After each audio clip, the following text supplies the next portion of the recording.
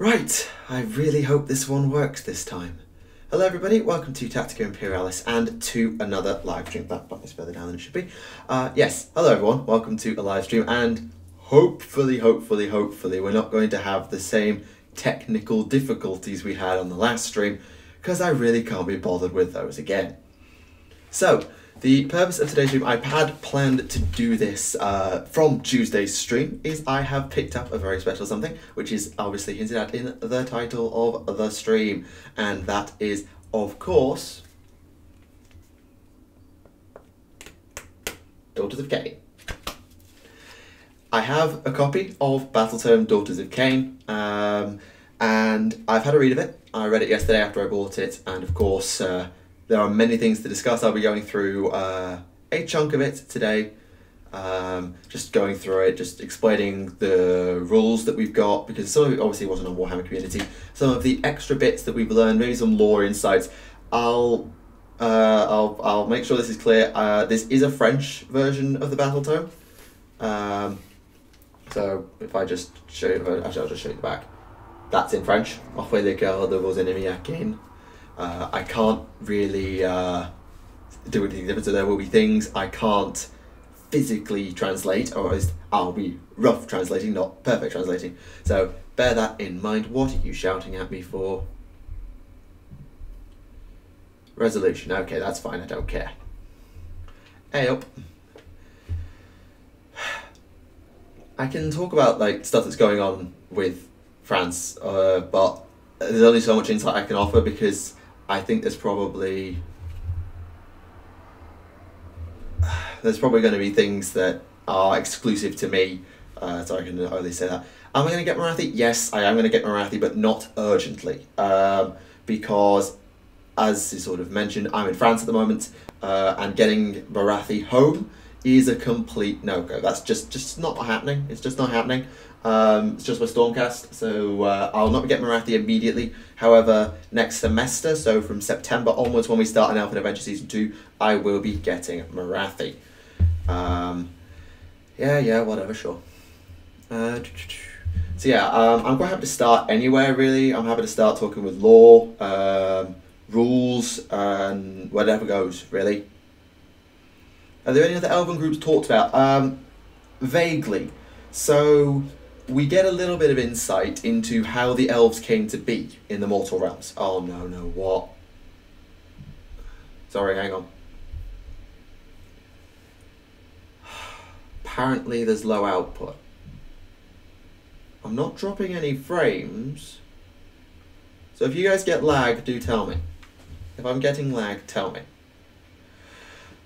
So anyway, we learned the sort of origins for the elves in the mortal realms. There were a few around, a very small amount after the death of the world that was, almost none.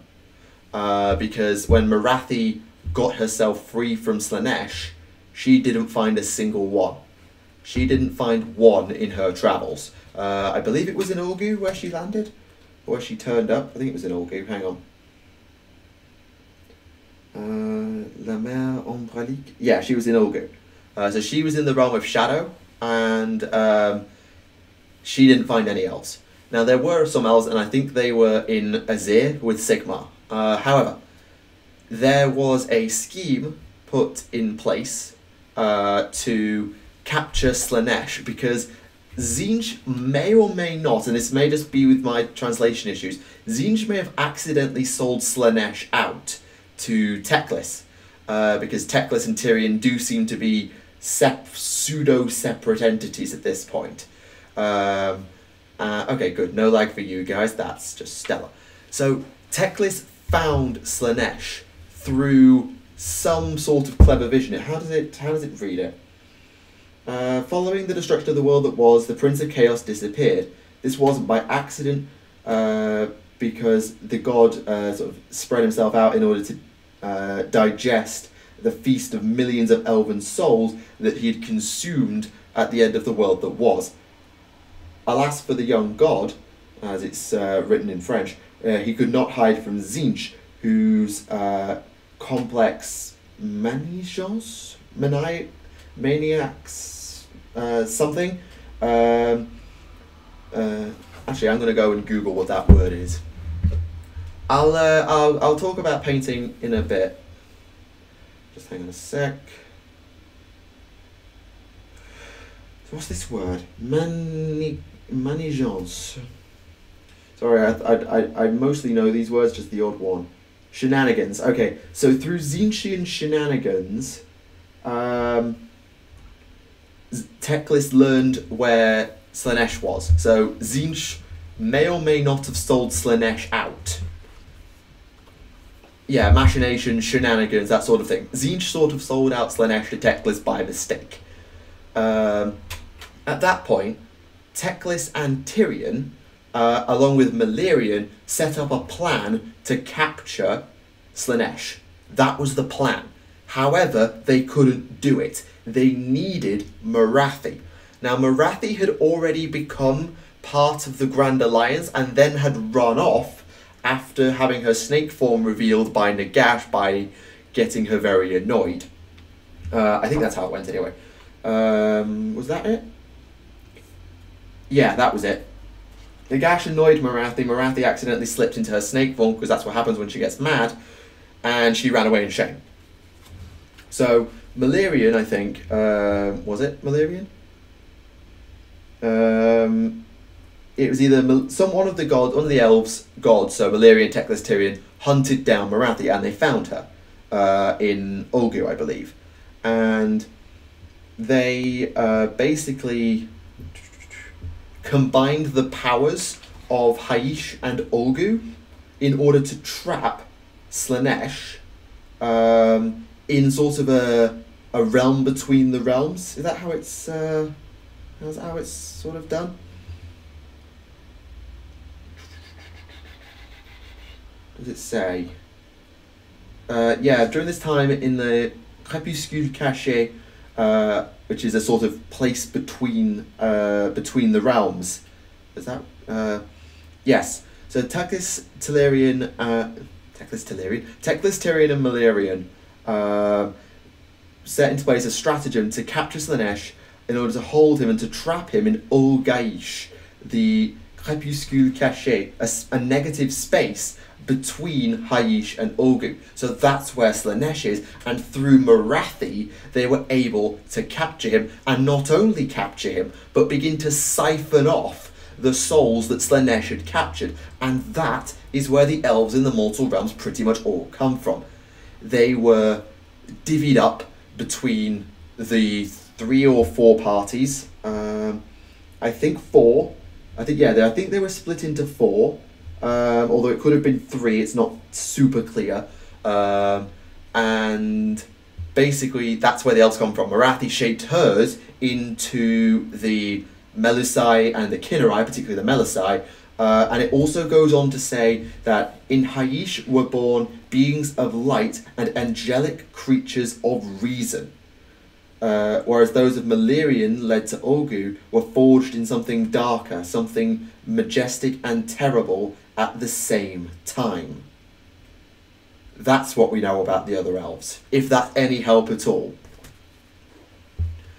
What can you have planned for the Naga snake units? Well, my current blood ramp reducer is purple, with sort of a flesh, obviously, upper body, and green snakes.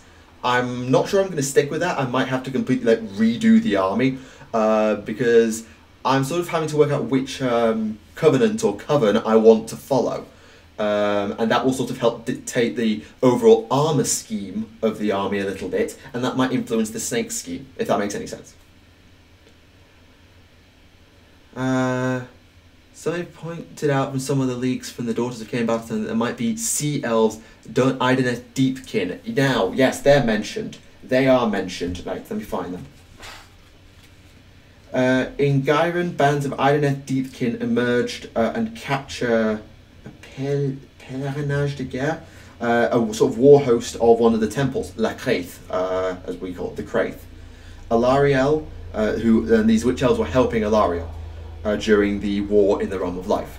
Realizing that these are not easy targets, these mysterious aquatic beings attempt to negotiate, but the Craith are implacable, and they pursue their assailants and plunge into the waves with rage. So what the Idoneth Deepkin are is not clear here. It says that they are mysterious aquatic beings and no more. It's not Slaaneish's new snake girlfriend, it's the woman who hates Slaanesh more than literally anything. There's a question about the Seraphon. Could there be a possibility of new spawning puts being made by the Surviving Sun? I haven't read the Seraphon lore, I'm afraid. Yes, I know you can convert them into Leia. That's been quite a common thing to say.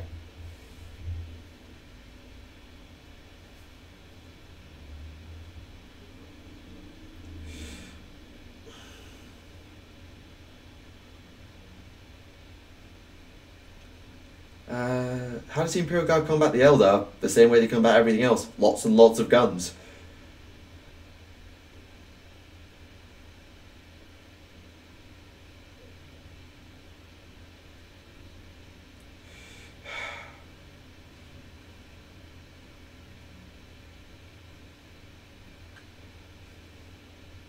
So yes, there you go. That was the... For God, have you been talking to Ben? You probably have. Anyway, so there you go. That's the origins of the elves in the mortal realms for you. Is there bad lag? I had a feeling there might be lag, but then the lag warning went away a couple of minutes ago. So I'm not getting any lag on my feedback screen. I'm not getting lag. I'm not getting much lag. And a few boxes makes new Emperor's children. You could do that. You could do that. But yeah, there you go. I gave you the basic backstory of the elves in the mortal realms, and as I said, the ones that Morathi rescued, or sorry, Morathi gave herself from the whole siphoning process, became the Melisai. They're sort of the closest up. Let me just check how the Kinnerai rank with the Melisai. Hold on. The Melisai are formed from the souls of elves devoured by Slaanesh, liberated from this infernal incarceration. They were taken by Morathi in subterranean dungeons of Hagnar. These souls were fed, attacked, blended with shadow magic and with the blood of Morathi herself to be reborn in the image of their creator. So yes, that's how they came to be. And the Kinnerai, they are the fruit of elven souls, something by demon, blood, magic, and the thirst of vengeance of Morathi. They're formed in Hagnar. Suye.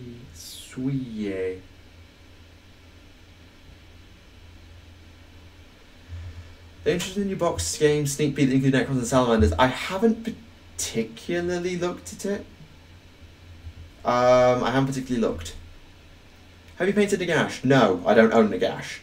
7 hours to what? 7 hours until Monday-ish? So did the Daughters of Khaine have to kill Morathi to resurrect Khaine? Right, this is a good thing to say. Okay.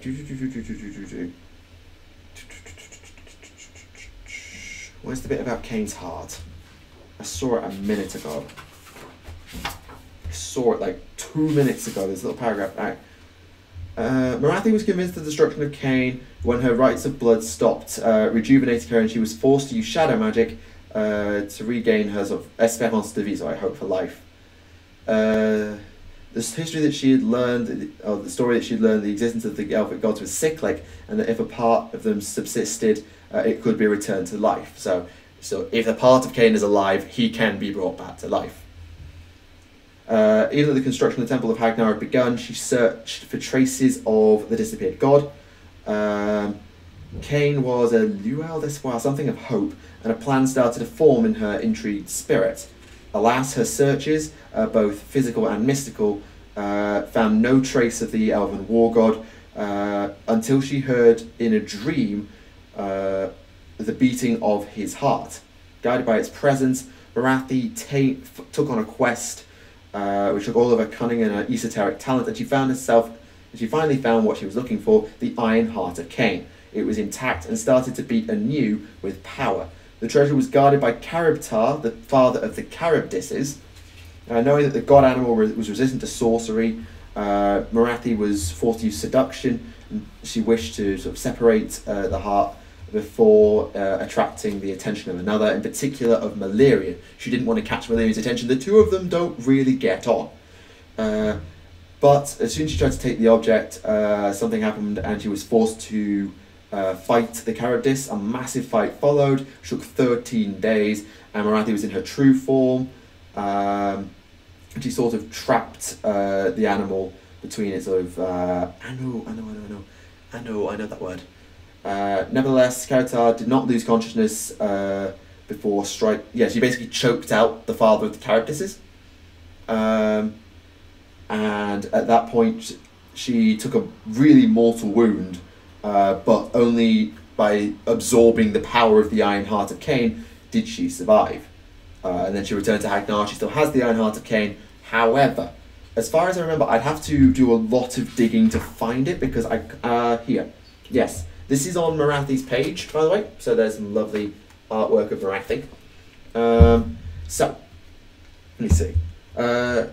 Over the course of an impossibly long life, Morathi has been many things. Spouse, warrior, queen, regent of shadow, of none but one, of not one but two elven nations of the world that was.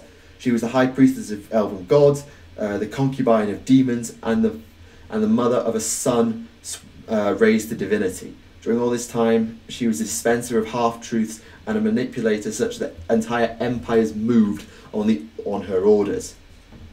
This infamous past she's left behind her because Morathi has changed. In freeing herself from the torments of Slaanesh, she has renounced her plots, and she is now renewed, devoted to Khaine. As in her role as High Oracle, it's her that interprets the wishes of the God of War and which directs the covenants of war of the daughters of Khaine. And all that is but a lie. Khaine is dead. His last vestige of power and hope of his return usurped, conserved in his iron heart, and exploited by Morathi for her alone. Whether Khaine can be resurrected is yet to be seen, but Morathi will certainly not let him be resurrected while she yet lives, and she wants to become a god, so she might be immortal soon. Sorry, I kind of just banged on a lot there. Are there any mentions of him in the battle tome? No. Does then get negations for extra reasons to make it better, less? Fine. Haven't seen them out of Forge World. Oh, 7 hour paint to make the gash. Okay, that makes sense. Is it still the same Khaine? Yes, it's the same. It's supposed to be the same Khaine. That's the point. How the High Lords? Yeah, I didn't get a word of that. Sorry. No, still completely lost. What do you think of a little bit of information on talent so far that you've already done? Waiting for more. There are apparently some leaks today, but I'm not putting any stock in them until I see them on the website. There's nothing wrong with the stream. The stream's actually just gone healthy for the first time, so sorry.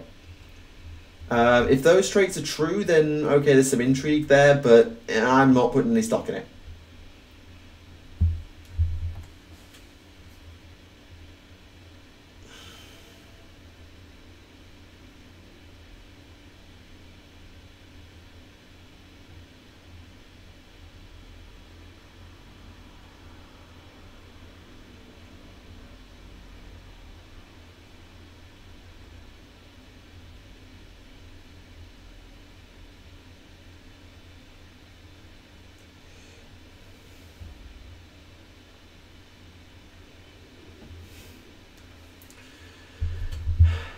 So maybe she'll replace Khaine. I think that's kind of the point, because the rituals that the Daughters of Khaine do that are supposed to give power to Khaine, that's the point. Morathi's siphoning that power off for herself. Let me see if there's anything in there.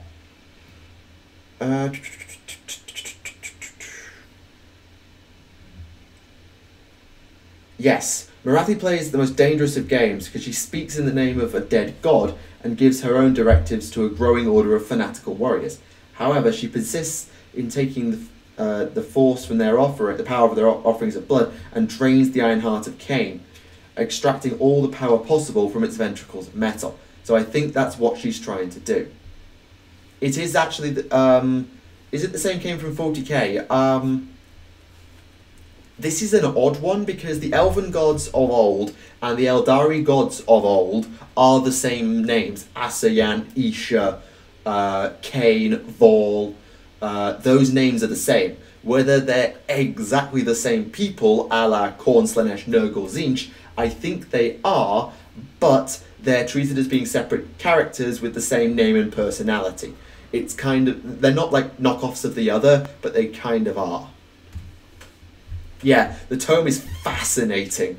It is absolutely fascinating lore-wise. There's some fun stuff in here for rules, but God, is the lore absolutely fascinating to learn. And when we get the books for Malerians and Tyrians and Teclis' elves, oh, there's going to be so much fun. What was the thing about Malerian and Morathi? Hang on.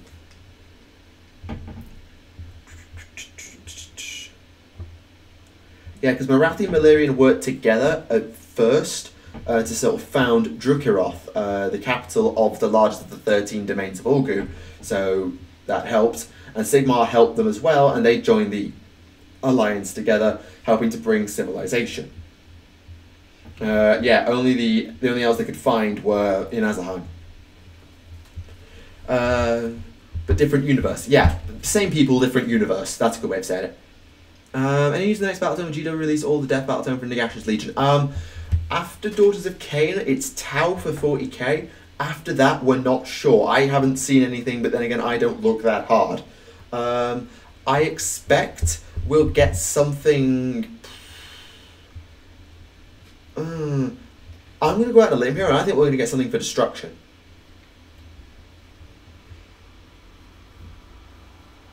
But I couldn't say that. Beastfat is making me for a GW store. I can't go to GW today, so it's shut on Sundays over here. Do the High Lords of Terror take into consideration Space Marine Chapter Master's advice? Right, I think I got what you meant that time. Generally, the Chapter Masters are answerable to practically no one save the Inquisition. I don't believe there is a Space Marine representative on the High Lords because it's based on the old Council of Terror, which had no Space Marines on it. But I don't know, is the honest answer. They'll have to listen to Guilliman, but beyond that, I don't know.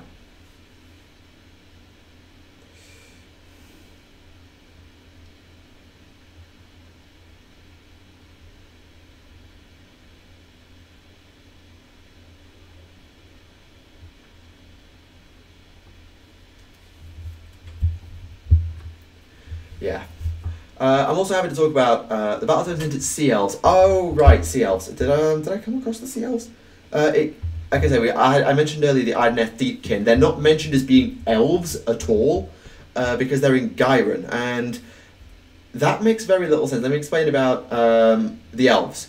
So, the only elves that were in the mortal realms at the time of in the Age of Myth, like way back, like when the mortal realms began, and Sigmar, Malerian, Morathi, there was just the gods and some people. There were no elves at all, except in Azahheim, which is in Azir. Morathi and Malerian, after joining the Grand Alliance, scoured the realms looking for elves and found none. They then captured Slaanesh and have begun to extract elven souls to form their new races, and they are either in Haish, the realm of light, or Ulgu, the realm of shadow. Tyrian and Teclis, Morathi and Malerian. In Gyron, no mention of it. The only elf in Gyron that we know of is Alariel. That's it. The Wanderers. Oh, hang on a minute. I've got my Blightwall book around here. Hold on. Hold on a minute. Blightwall. Where's my Blightwall book? Oh, God, where is it? Blightwall. There we go. Because there's something in here about the Sylvaneth and Alariel and the Wanderers, and I don't know how much you can hear right now. The Battalions and the Sea Elves, which are called one of Teclis' experiments. I haven't seen that particular piece of lore. I didn't see it, but then again, I'm reading a book in French. I might have lost it in translation. Right, hang on a second. Wanderers.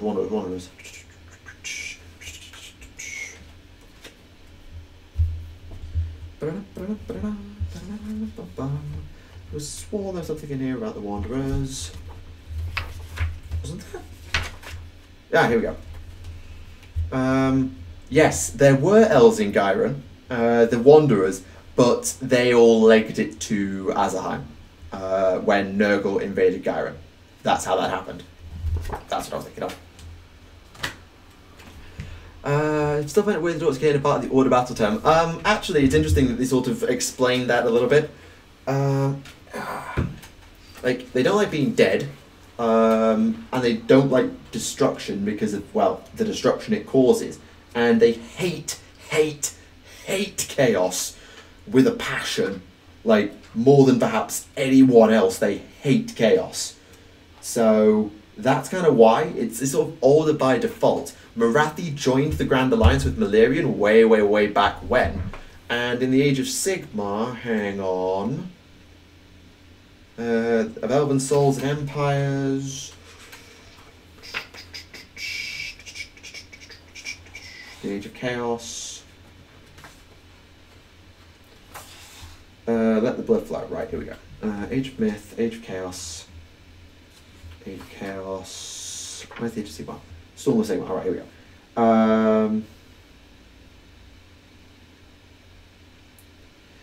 Sigmar declares a new war on Chaos and commences by an assault on Akshi in order to send his armies into the other mortal realms. His emissaries search for Morathi and Ulgu, but her shadow magic hides the temples of Khaine from the eyes of the god King. When it finally conveniences her, the two camps ally for the first time at the Battle of the Dolmen Heights. So they allied together there. At the beginning of this Sigmar's offensive, named the Realmgate Wars, the forces of Order have been able to implant themselves in all the mortal realms. So that the new cities are built, the Khainites search more volunteers to join the forces of the God King to fight off the counterattacks of Chaos. The Daughters of Khaine lead dozens of campaigns and hundreds of battles at the side of these new allies. Amongst the diverse storm hosts, certain ones distrust the Daughters of Khaine, such as the Hallowed Knights, whereas others, like the Knights Excelsior, accept them with pleasure and vaunt their merits and their zeal in combat to their new allies. Amongst the Sylvaneth, those of the Dreadwood group fight voluntarily at the sides of these war covens. As concerns the people of Azerheim, it's the Scourge privateers who are the most inclined to join up with these long-lost cousins, parents, whatever. Battles sometimes do occur between the orders, the forces of Order and the Daughters of Khaine, such as the Excelsis Atrocity and the 3 Days War in the Vindicarum, but Morathi is prompt to make amends, or to make honourable amends and to punish those who go against her. That's why they're Order. Does that help? They are Demons of Order. The Sylvaneth are Demons of Order as well. So, yes. Lizardmen being Order is not strange at all. They hate Chaos too. Basically, if you don't like being dead, you hate Chaos and you quite don't... yeah, Lizardmen being Order makes more sense than the Daughters of Khaine in some ways. Was Horus a good general? Yes. Going to... that's just people talking to people in the chat. Yes, I've just loved going through this book, and admittedly it's a bit of a reading exercise.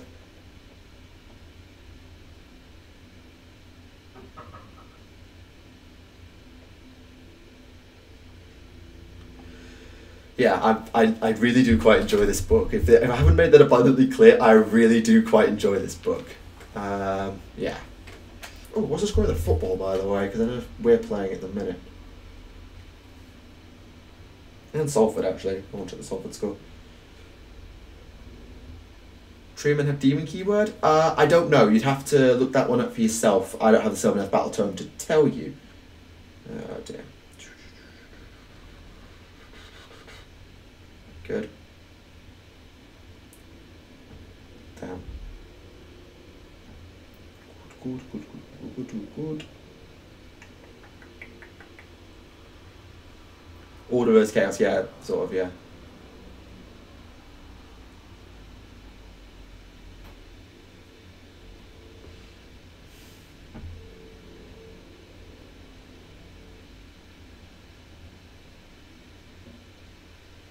Anything else? Sorry, I'm just kind of catching myself up on the sport because my football team and my rugby team are playing right now. Sorry. Okay, fine. With everything happening in 40k now, GOS technically get their books for the law. Yes, the law's bloody amazing. Oh yeah, Arsenal got beat again. Lol. I probably will need to get a drink at some point. I do have a bottle of Fanta, but I've not got loads on me, so I might actually just have some straight orange juice. I'm not sure yet. We'll see when I need a drink. I'll probably get a drink in a bit, and then sort of... right, okay. That's beside the point. So, do you want me to keep going through lore and just keep bombarding me with questions about the elves and Morathi and stuff, or do you want me to dive into rules? Because I'm quite happy doing both, but there's some interesting rules implications at the back of here too, which is kind of fun. That was really loud. Evening.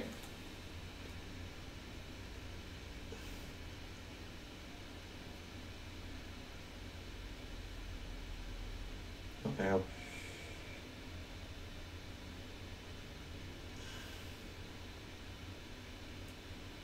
By Seraphon, Lord Croak is ridiculously overpowered in lore. He's also very, very powerful on the tabletop. He's very, very powerful on the tabletop. I had the misfortune to run up against him, Shakax, and about 30 Temple Guard. There. Yeah, I support Man City. Screw you. Ha!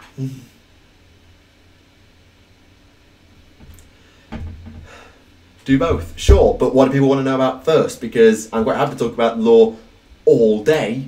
I could talk lore all day. Is Morathi still an incestuous psycho? I never remember there being anything incestuous involving Morathi and Malekith or Malarian. There's certainly no mention of it. She's still the same Morathi she always was, exceptionally manipulative and exceptionally skilled. But yeah, lore, all the lore. Basically, the Seraphon became demons. Yeah, they became celestial. I think is the word they use to describe order demons, because the Stormcast have the same word. They're celestial. Hello, Krokgar. Just talking about the Seraphon.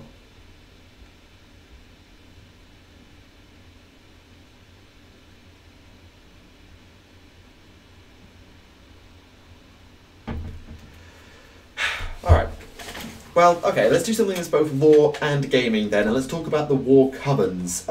Covens, I forget exactly how they... Blood temples, war covens, whatever you want to call them.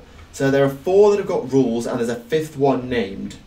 So there's Hagnar, which is the original city. So this is the original faction. This is Morathi's faction. They find themselves in the Umbral Vale, the most obscure region of the Shadowlands. First of the temples is built on the Heliflux, a magical geyser erected, that sort of emits like opaque fumes and things. The largest icons of the cult find themselves here, like the Svartal Pits and the Mother of Cauldrons, the Mathquar. None has any authority, no one has more authority in rituals of blood than the Daughters of the Premier of the First Temple, like those as are called the Sisters of Hagnar. They venerate Khaine in all his aspects and control several sub-real temples in Ulgu, as well as sanctuaries in many cities of Sigmar.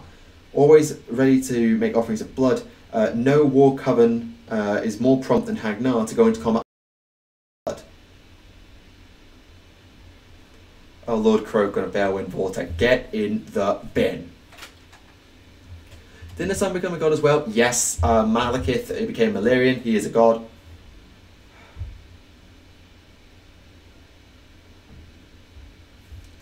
Really does. You cannot change Lord Croak, you cannot charge Lord Croak and he gets double range for his spells. Yeah, just boo Lord Croak. The reason I don't go into details about battles is because I'd have to own the books, read the books, and write the script as I read the books in order to make it work. It's just not going to work. Are there any books telling the lore of the old world becoming the realms? Probably your best bet is the Stormcast Eternals Battle Tome and the Age of Sigmar rulebook. They're probably your safest bet because the Mortal Realms and the World That Was are two entirely different things. Bear that in mind. There's no novel that tells the story of one to the other, but there are sort of mentions of it in the rulebook and the Stormcast Battle Tome, and anyone else who survived, like maybe Nagash, maybe in his book, there'll be stuff in there as well. And yes, Tyrion Teclis are also gods. Drakey Ganeth translates to mean Asiri. Oh, what's Asiri? I can't remember.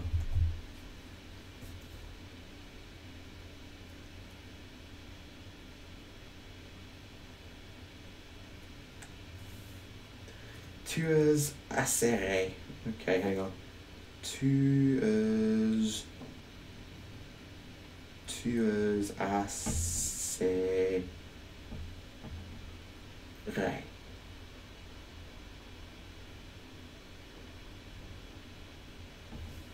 The Tuas. The Sharp Killers. Literal translation. Yes, Tyrion did go blind and could only see through Teclis. I don't know if that's still the case. Am I going to do AOS Live 40k? The actual, the plan personally is no. I personally am not, because I'd have to go away, read all the novels very, very quickly in order to do it, and that would double up my workload. I can get one more video and another video out every single week. I can do that easy peasy peasy. However, can I do it twice? Not so much. Like, I'd have to build up 6 or 7 weeks of AOS lore videos, and then yeah, it just wouldn't work. Just saw the Blood Ravens video, glad you enjoyed it. Curious to know your opinion on these two theories. Remember, successor shot of the Blood Angels made the 21st founding? No, because they would have been called to Baal at the time of its devastation. The only ones who weren't were those who were basically traitors to the chapter and to Sanguinius, and the Blood Ravens are not. So that wouldn't make sense. Them being Legion is just exceptionally unlikely. I can't see them being Legion at all. The odds are just exceptionally slim.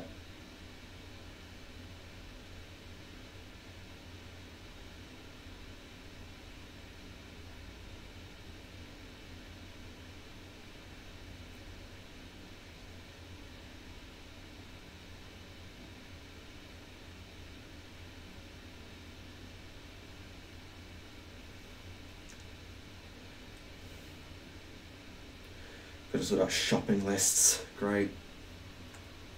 Is that making the blind swordsman? I don't know what that's a reference to. I'm sorry, I don't. But sort of, I guess.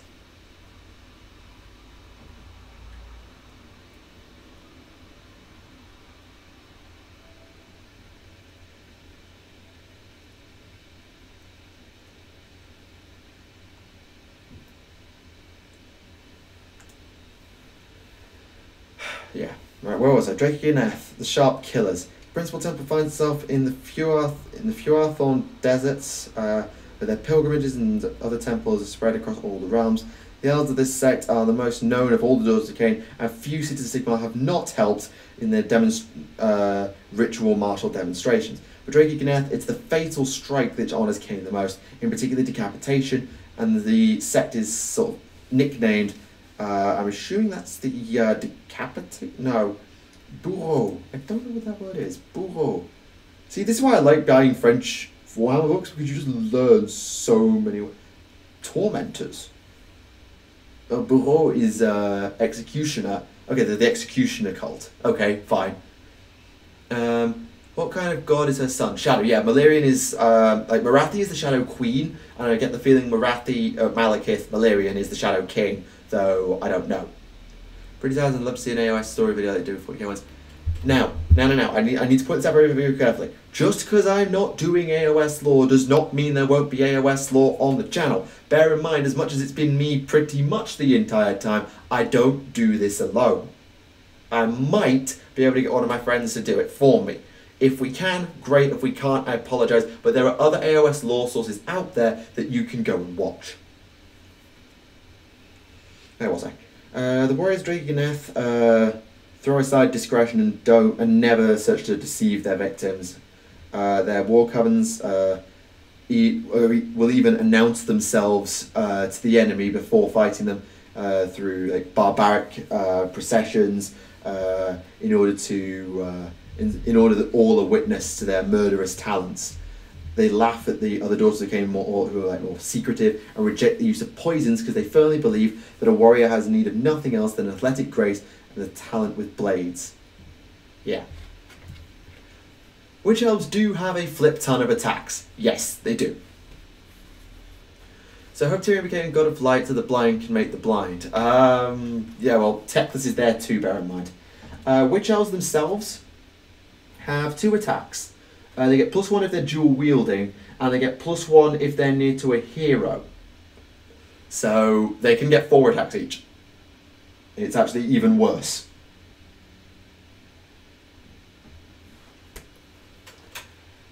What's your thought on the Blood Rat Medusa making the new Snake Ladies battle line? I think it's necessary.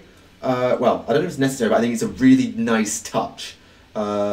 It's good logic. I do like it. It means you've got more options, but bear in mind the Melisai are not that tough. They've got 2 wounds and a 5-up save.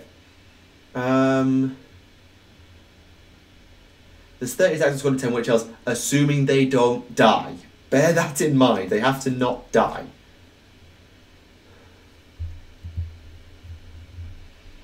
Yeah, if you've got a hero nearby, it's 40. And if you want to go even more insane, shall I just see how much more I can stack up with the heroes? Let's see. If there is a Blood Rat Medusa nearby... sorry, if there's a... No, Blood Rat Medusa wouldn't help them much. So let's say there's a Slaughter Queen on Cauldron of Blood nearby. They get +1 to their save. If they're entirely within 18 inches. What else? They get +1 bravery if they're near it. They can be chosen to attack in the hero phase by the command ability. Alternately, you can go with the Hag Queen on Cauldron of Blood, who give them Witch Brew. And Witch Brew is, where is it? It is give the unit within 3 inches until your next hero phase. They reroll wounds, and they also do not take Battle Shock. They're still flimsy as hell, but that's a thing. Yeah, they can do a lot of damage, but they've got to get there. They've got to get there. And that is the big challenge. They've got to get there.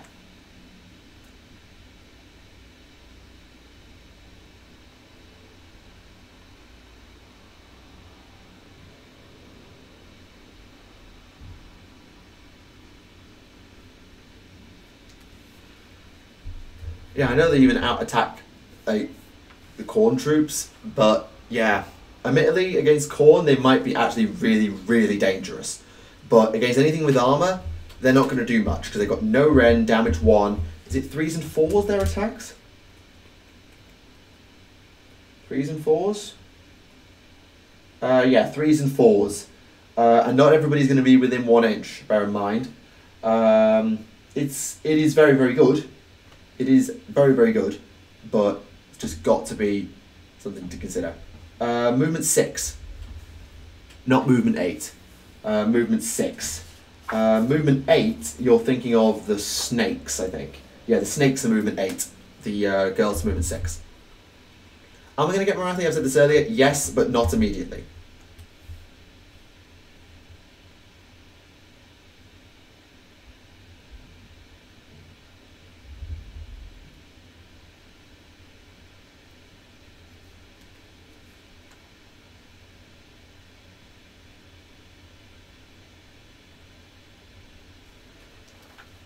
Combo that with the Lure of Shadows, but yeah, this is where it gets fun. Oh, the Lure of Shadow is amazing. I love the Lure of Shadow.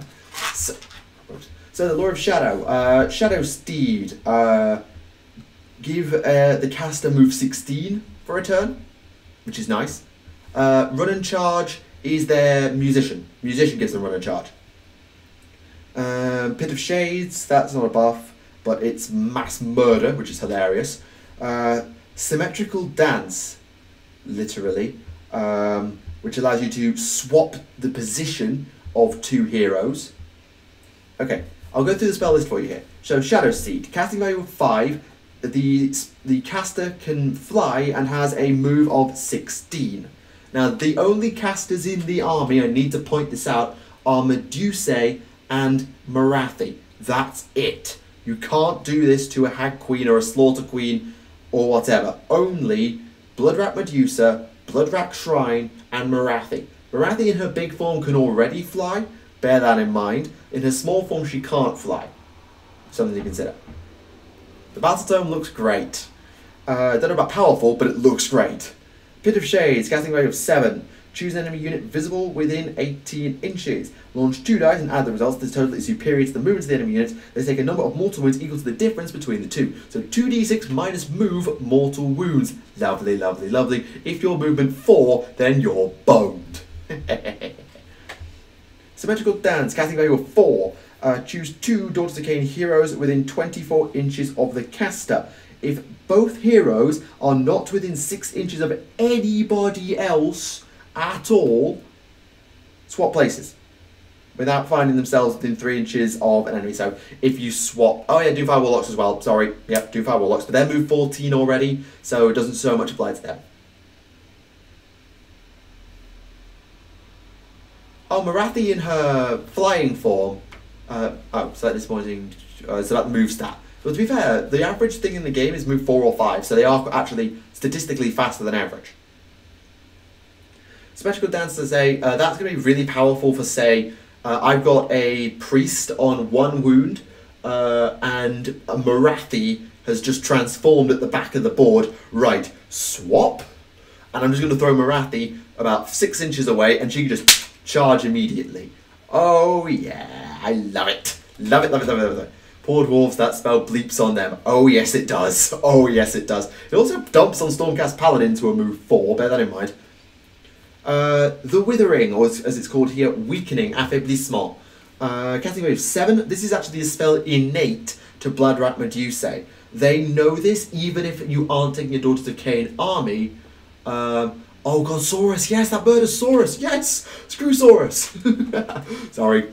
The Withering, choose an enemy unit visible within 18 inches and add 1 to wound rolls that attack that unit. No, wait a minute. That's different to the Bloodrat Medusa's Withering. Hang on. Sorry, I confused myself. Yeah, that's a completely different spell. French Codex, are you feeling okay?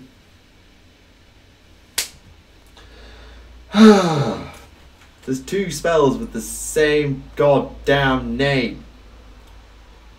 This is the problem with not having direct translations. This is annoying.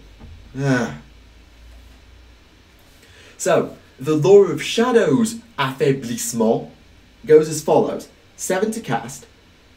Add 1 to all wound rolls against the units within 18 inches. So pick an enemy unit, add 1 to all your wound rolls against it. Holy Jesus. Skinks don't give a crap. Yeah, but nobody cares about skinks. Skinks are garbage, and witch elves will rip them apart. Trust me. So yeah, as I say, 7 to cast, add 1 to wound for all attacks against a certain unit. Fun, fun, fun, fun, fun. Because a lot of people have wounds on 4s. Or 3s, so this will really hurt. Are there any things that trigger on a 6 to wound? I just want to check this, hang on. Anything that triggers on a 6 to wound, 6 to wound, 6 to wound, 6 to wound, 6 to wound.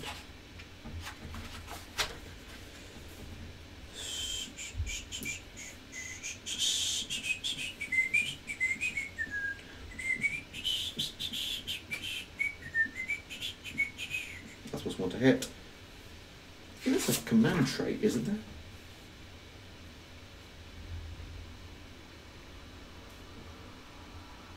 No. No, there isn't. Okay, I thought there was. To be honest, I think it's only going to be a French problem. I don't think it's going to be an English problem. I suspect that when it's in English, it's just the translation has sort of whacked it to mean the same thing because they sort of are very similar. So like one might be drain and the other might be weakening. Yeah. I'm getting to that spell in a moment. That is Mind Razor. Occam's Mind Razor. It's not Occam's anymore, it's just Mind Razor. It goes as follows. Choose a Daughters of Khaine unit within 18 inches. Until the start of your next hero phase, the rend of these weapons are improved by 1. So they get the rend either way. However, if their bravery is higher than the enemy unit, they get +1 damage. -1 rend and +1 damage. Oh boy. Oh yeah. Love it. Parfois, les bataillons ont pensé peut avoir des fautes. Oui, c'est vrai. C'est le cas. The spell's called Mind Razor. Yeah, that's this one. And artillery has low speed. Pit of Shades will dunk on it. Actually, no. You'd have to do it to the cannon, not the crew, so you'd have to leave the crew alive. Do you just want to kill the crew? Or do you want to try and kill the cannon? Something to think about. And finally, you have Sueur de Désespoir. Sueur. Shadow of Despair? Sueur. A flat damage up, yeah.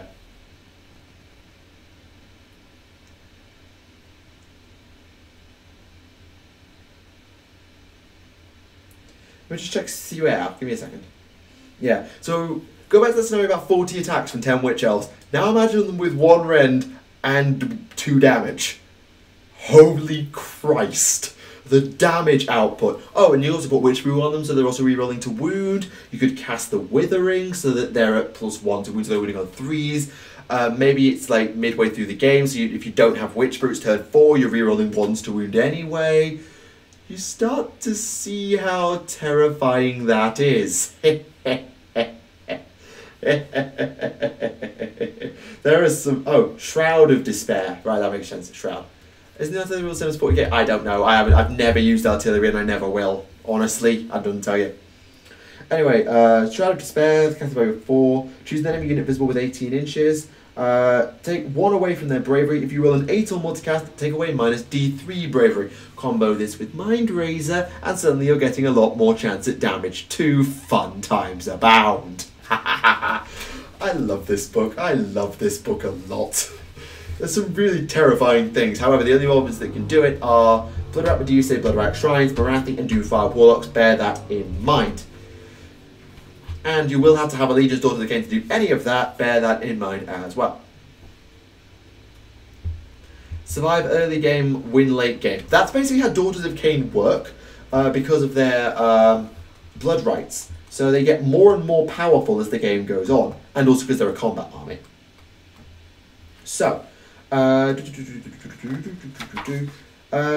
so their battle traits is Rights of Blood. You've got 2. One of them is a 6-up invulnerable save, like Feel No Pain, and the other one is Rights of Blood. So turn 1, you're rerolling 1s to run. On turn 2, you're rerolling 1s to run and charge. On a 3, you're rerolling 1s to run, charge and hit, and your avatars of Khaine become animated if they're not already. On a 4, you go to rerolling 1s to run, charge, hit and wound. And then on turn 5 onwards, you're rerolling 1s to run, charge, hit, wound, save, and you're immune to Battle Shock. Ouch. Yeah, straight mortal wounds is, yeah.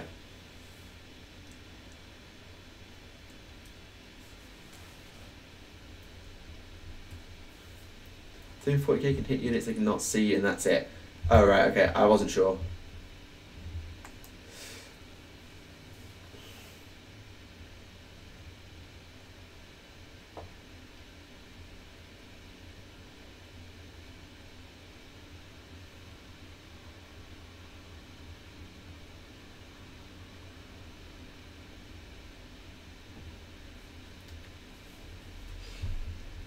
Yeah, it's basically power from pain on crack.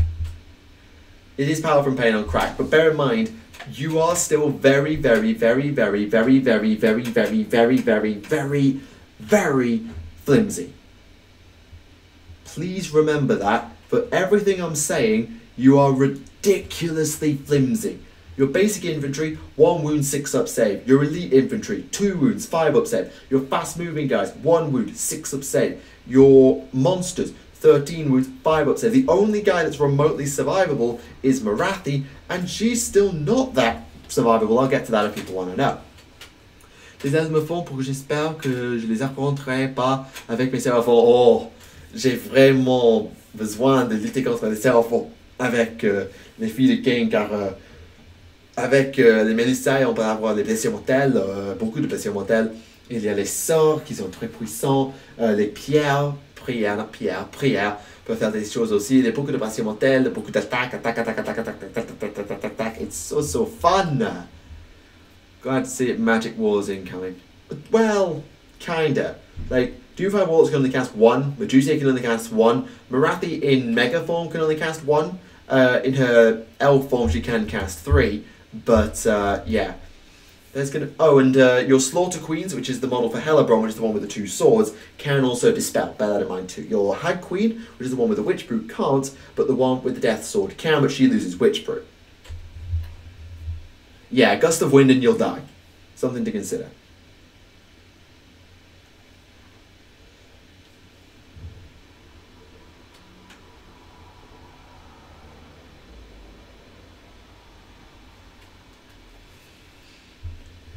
To be fair, even in the late game, a Gust of Wind and you die, you only get +1 save if you're near to a cauldron, or you are, and you're rerolling saves on turn 5.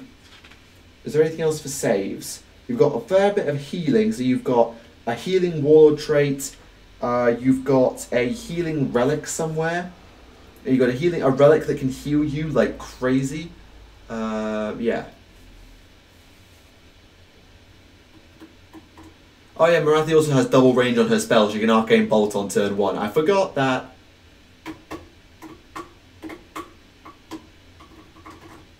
Yeah, it's going to be a really fun time with the Daughters of Khaine. It's going to be really intriguing to see how they stack up because, yeah.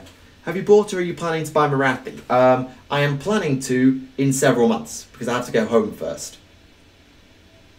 Basically, if I buy her here, she'll break. She'll break in transit on the way back to England, and I don't think I've got a box I could put her in that's big enough in snake form. So I have to wait until I go home. That's the basic plan.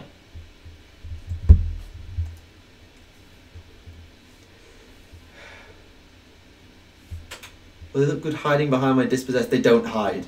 Blood magic, that's the prayers. Let me go through those. The Khainite prayers. So, the first one, these are not as good as the spells. I'll say that. They're not as good as the spells.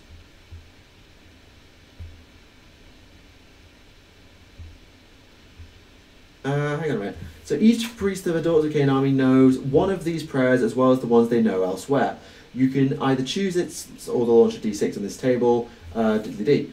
A model which knows such a prayer can pray 2 times instead of 1 in your hero phase, but the same prayer can only be prayed for once, no matter the number of heroes that know it. So basically, you can have a bunch of priests, but you can only use these prayers once a turn. Bear that in mind. So, Catechism of Murder. Give a unit within 14 inches the ability to roll 2 wounds instead of 1 if they roll a 6 to hit. So if you get a roll to hit of 6 after rerolls with 4 modifiers, so it's got to be a natural 6. It makes it clear it's a natural 6. You do 2 hits instead of 1. Benediction of Khaine. Reroll your 6 up feel no pain rolls. When are we going to get more info on the Titanicus? I have no idea. Martyr Sacrifice. During Hero Phase, each time that a model of this unit is killed in the combat phase, on a 5-up it deals a mortal wound at the end of the unit's attack. Resurrection. Choose a unit other than Morathi to heal D3 wounds on a model. So you can't it's not. It's a bit of a lie here because of the French thing. It's not resurrect. It's heal. Coven of the Iron Heart. Choose a unit that in 14 inches to not take battle shock, and Sacré de Sang. Choose a unit. This unit counts the battle round as being one higher than it actually is. For blood rights, this stacks. The priest spells are not as powerful as the actual spells, but yeah.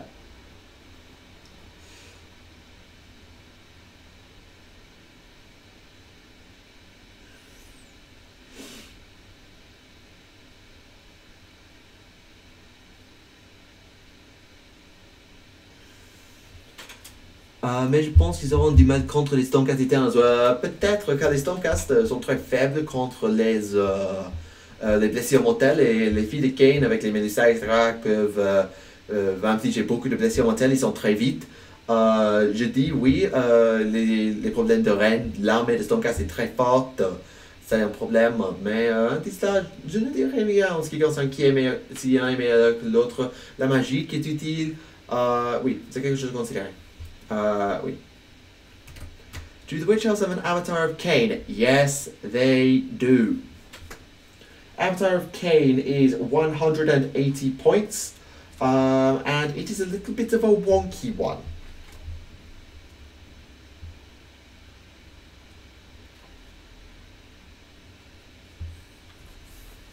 You can... No, hang on a minute. Have I misread that? Let me reread that because I think I'm right. The same prayer of the Khainite cult can only be tried once in each of your hero phase, whatever the number of priests that know it. You can only use them once. The ones on the war scrolls you can use over and over and over. These 6 I just went over, you can only use once. That's just something to consider.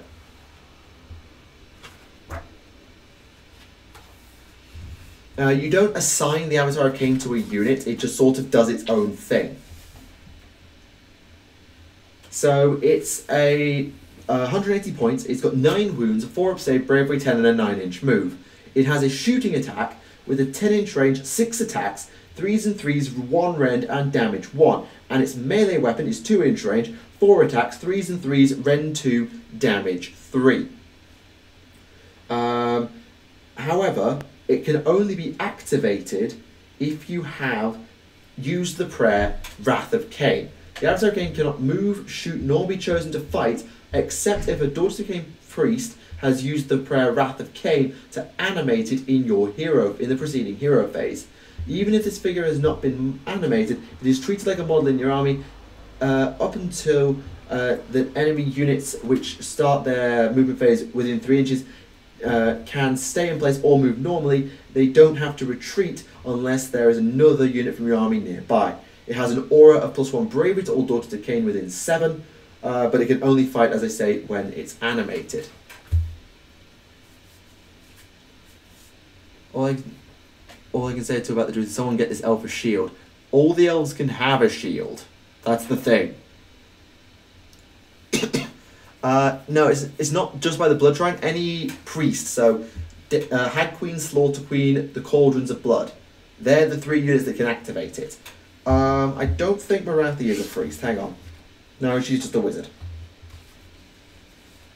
The tile set rules have apparently been leaked. I'm not putting any stock in them until I see them for myself on GW's website because it's come through Bella Blood Souls and it's not like properly credited. Huge salt must be applied.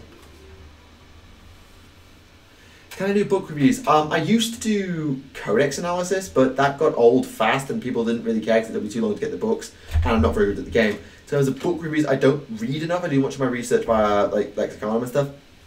Yeah. Why did you not talk about the simple? I didn't have time. They were just I needed to get through Gabriel Angelos and Davian Thule because I thought they were most important. I didn't even talk about Boreal. Bear in mind, there's only so much time I had to speak about everything.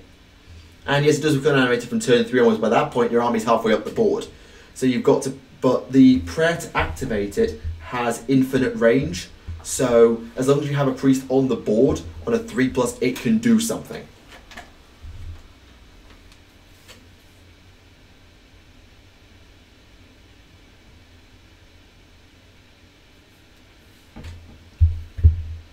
Now. Have you seen that... how How many are we using that give most of their troops spear and shields? Spear and shield, not many. Actually shields, quite a lot. Yes, it can take damage if it's not active. It's treated like a model in your army all the time, but it just can't do anything until it's animated. Now what you can do, and this is something that I actually suggest is a good idea, is there is a trait, I think. So what you can do is you can either use a prayer to... Actually, does it have the Daughters of Khaine keyword? It should.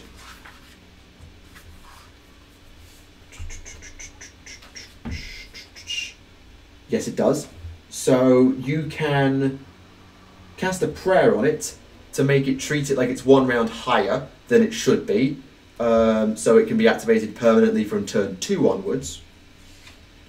There is also a trait that means that... Oh, that's just for the general. That's just for the general. Yeah. So you can use a prayer on it to get it activated from turn 2. Or you can just use a prayer to activate it, really. So from turn 2, you can almost certainly activate it. Activating it on turn 1 is a little bit trickier.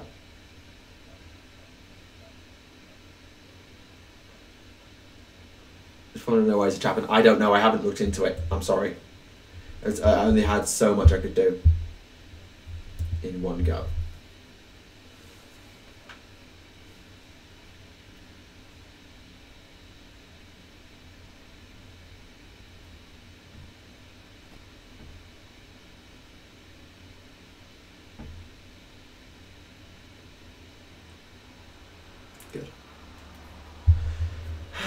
Jeez. I have seen that Garrett intro thing, by the way. Really, really good. I have seen it.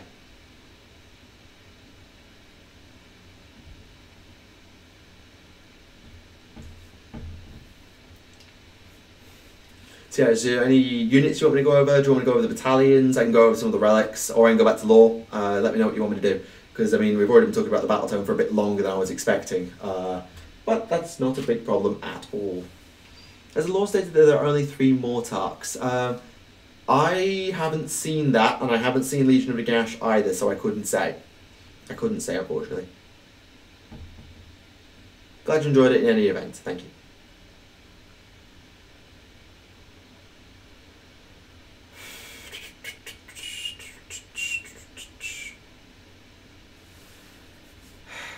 Some fun stuff in here.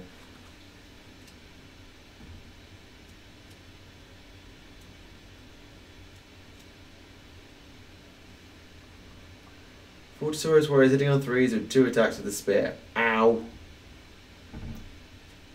Book reviews might be cool, but like I've just got to read all the books, and that takes an age for me.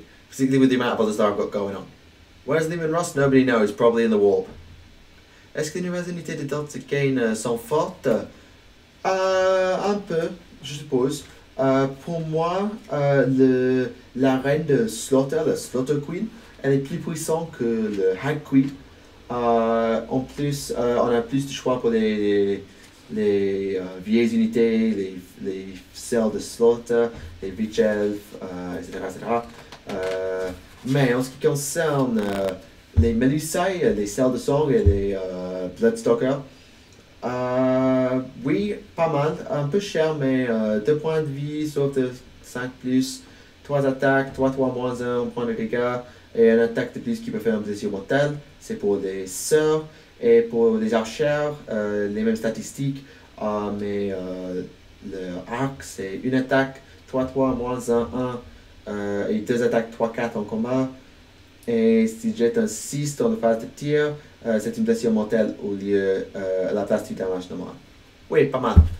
Les Kinerai, je sais pas des Kinerai. Probablement pas mal, mais ils sont très très faibles. Ils vont être tirés ou chargés immédiatement, mais ils peuvent bouger après attaquer la phase de tir, la phase de combat. Oui, c'est comme ça. It's not bad. I'll put that into English basically. Not bad. Probably the Melusai are better than the Kinerai. Favourite Witch Elf units? Not sure, I'd have to play them. I've always quite liked just Witch Elves, but the Blood Rat Medusa looks like a much more fun now. Battalions, okay, I'll do that in a minute. Why is the Imperium assign a War Master? Well, kind of, as said, Gilliman is kind of War Master in all but name. Also, the title has some really horrific connotations, because, well, who was the last known War Master? Cough, cough, Horus. Why was Horus a good general? Charisma, skill, sense, powerful as a warrior, everything really.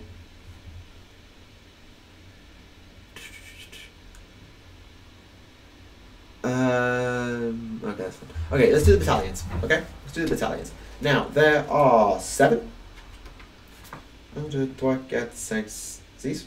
1, 2, 3, 4. Okay, there are 6, although one of them is a mega one. For the glory of Khaine. So, I'll come to the mega one at last. So, the first one is the Cauldron Guard. This is a Hag Queen, so a girl with Witch Brew, though she can be mounted on a Cauldron of Blood. 2 units of Witch Elves and 2 units of Khinarite Life Takers. That is the combat version of the Flying Girls.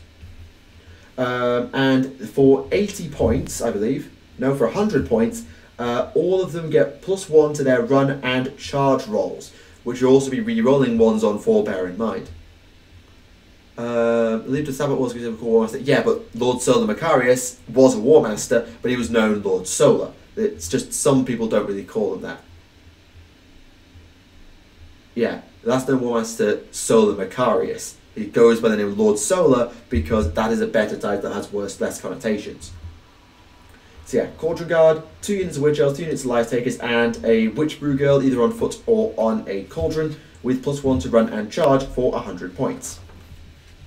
Slaughter Troop, 1 Slaughter Queen, so Death Sword Girl, which is your Hellebron model, either on foot or on a Cauldron. 2 units of the Slaughter, 2 units of Khinarite Heart Renders, that's the Shooting Flying Girls, and they get the ability to either shoot and charge after running, so they are really, really fast. Is Sotek Dracothian, are the 2 separate deities? I believe they're separate. So how much is that one, Slaughter Troop? 80? Yeah, 80 points to give Sisters of Slaughter, Heart Renders, and Slaughter Queen the ability to run and still act. Temple Nest, 1 Blood Rat Medusa, 2 units of Blood Stalkers, 2 units of Blood Sisters, so 4 snake units. Each time that your opponent rolls a 1 to hit, attacking you in the combat phase, that attacking unit takes a mortal wound after having made all of its attacks. So basically, your opponent gets punished for attacking you in combat, and you do even more mortal wounds when, to be fair, the Melisai are already putting out a buttload of mortal wounds. You can also put your Blood Rat Medusa here on a Blood Rat Shrine, should you wish to. Shadow Patrol, 2 units of Doomfire Warlocks and 4 units of Khinarite in any combination. Once per battle round, instead of moving in the movement phase, 1 unit from this battalion more than 3 inches from all enemy models can use some other trick. If it does this, take it off the battlefield and place it more than 9 inches from an enemy unit. This counts as its movement for that movement phase. Basically, one of your units can teleport. Nice and fun. Good evening. That one sets you back, I think, 120. Yes, it does. The Temple Nest was 80. Did you miss a lot? Yeah, I've been basically banging on about Daughters of Khaine for the past hour and 10 minutes. Yeah. Goodness, that's painful. Yeah, it is. Yeah, it is. Particularly if you're on a Blood Rat Shrine where you've got the Aura of Agony that just does more mortal wounds, and you've got the Stare of the Blood Rat Medusa that does more mortal wounds, and you have the Crystal Touch that does more mortal wounds. You just don't want to charge these girls at all. And those 4 formations that I just listed combine together alongside Morathi to form Morathi's War Cover. What that does is if you have the Daughters of Khaine Allegiance, then you count the battle round as being 1 higher than it is for your blood rights. So from turn 1, you are re-rolling 1s to run and charge, and by turn 4, you'll be re-rolling everything. And also, you don't take battle shot tests if you're within 18 inches of Morathi at any time. Stormcast like trickery, yeah, a bit. There is actually a mixed battalion which puts them together with the Stormcast, which is kind of fun. So the War Coven and Morathi, that's another 100 points. but that is all the formations together. So that's going to be 1 Hag Queen, 2 units of Witch Elves, 2 units of Kinnerai Life Takers, 1 Slaughter Queen, 2 Sisters of Slaughter, 2 Kinnerai Heart Renders, 1 Bloodrat Medusa, 2 Bloodstalkers, 2 Blood Sisters, 2 Warlocks, 4 more units of Kinnerai and Morathi, and that could also include 2 Cauldrons and a Bloodrat Shrine if you choose to swap the heroes for them. Yeah. It's pretty nasty. Can you sacrifice enemy units for boosts? Not generally. There are things that benefit from you killing stuff, but not much.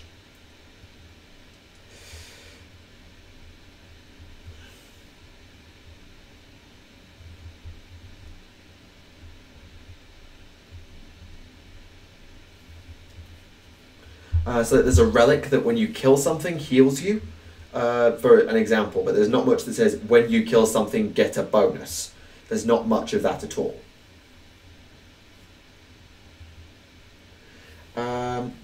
Move that. And finally, there is an extra bonus formation called the Shadow Hammer Compact.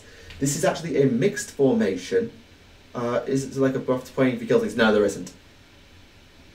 There isn't.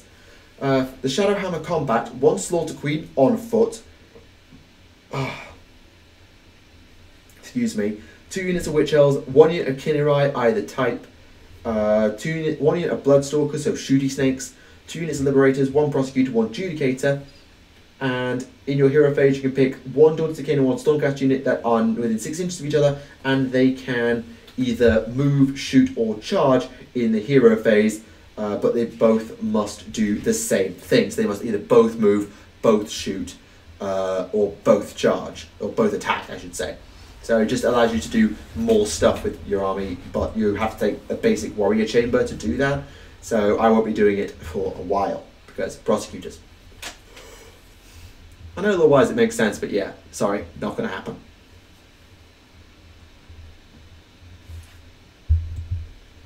Yeah, I need a drink. Actually, don't put that there. I'm just going to go to a very quick break, get a drink, get a snack, and something. The Battalions are quite good for the points, and the units in them are not ridiculous. Yeah, that sums it up. The talk today has been Daughters of Khaine. Lots of Daughters of Khaine. I'll be right back.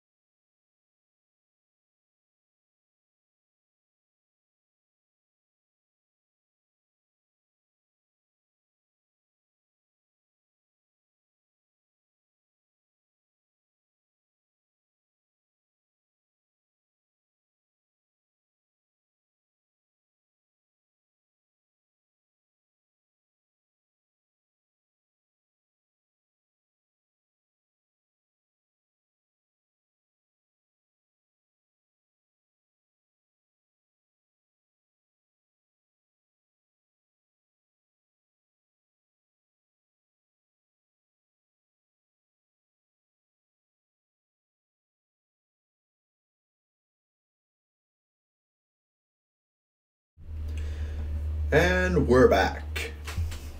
Okay, where were we? Keep holding music, yep. I don't see the point of battalions, they cost way too much, and there's a little bit that goes on below. So they reduce your drops, which is huge because double turn, and they're also nice buffs. So think about it this way: would you rather have? Let's have an example. Yeah, let's take the War Coven of Morathi, shall we? So no, I can't really do that. Let's take. Yeah, let's take the Temple Nest, for example. Would you rather have all of your snakes deal mortal wounds every time your opponent rolls a 1 to hit you in combat? Or would you rather have 5 Kinneri? I know which I want. And also bear in mind that it'd be a nice way to just fill out points for unit when you don't have enough. So let's say you're 80 points short, but the cheapest unit in your army is 100. I'll just take an 80-point battalion. Done. Easy. Round numbers. Right, hang on, let me just go. Sorry, I'm going to have to scroll back through the chat here, which I don't like doing, but sorry, chat. Did I miss anything up top? Okay, that's fine. They're not leaks, they're rumours. They claim to be leaks, but they're basically rumours. They don't have the same blood sacrifice that they do in-game, although they will do literally that, I suspect. They will do this. Yeah, they don't have bad battalions. They're all right. Also, I'm sorry if this is laggy as hell right now. That's 2000. Oh, I mean blood ravens. Her tower becoming scary. We'll find out. Fight lore-wise, Dawn versus Gilliman. Not sure. Yeah, sorry. Doors against glass cannon army on very hard mode. If you're fighting them, you need to kill them quick, or they'll dominate late game. Yeah, if they get going, they will utterly roll you over. If they get going, they'll run you over. Also, if you get lag, let me know. Apparently, YouTube's shouting at me again. Yeah, if they get going, they'll absolutely run you over. If they can't get going, then they're quite easy to kill. Something to consider.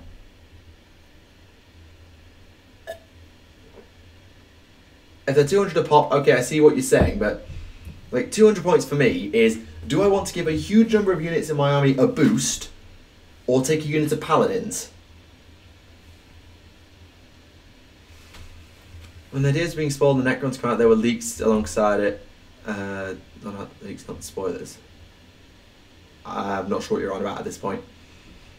I don't know if the Dorsey units are garbage. The Melisai are useful. They're a bit flimsy, but they're useful. The Kinneri the same. Like, a unit of damage, like, let's take the Kinneri for example. 80 points for 5 girls.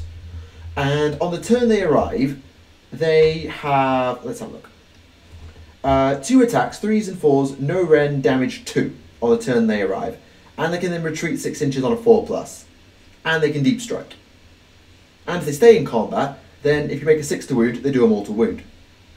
The Heart Renders, on the turn they arrive, then they have, well, then normally they've got 1 attack, 3s, rend 1, damage 1, that goes up to rend 2. And they also have run and shoot all the time. The rend 2 on the turn they arrive, and they can then flee. They have their uses. They're not terrible, they have their uses.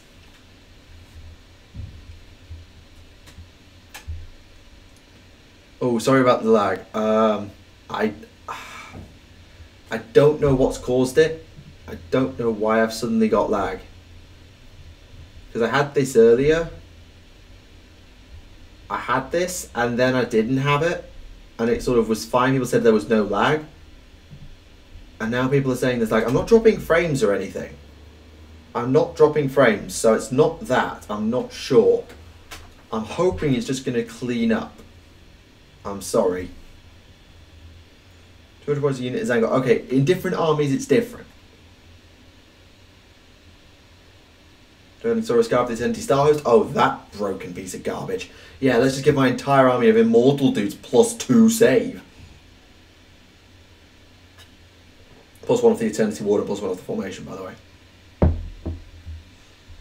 I think Dawn would be Gilliman in a fight, if that's what you're still talking about, but I wouldn't want to say who. Big Touch ID.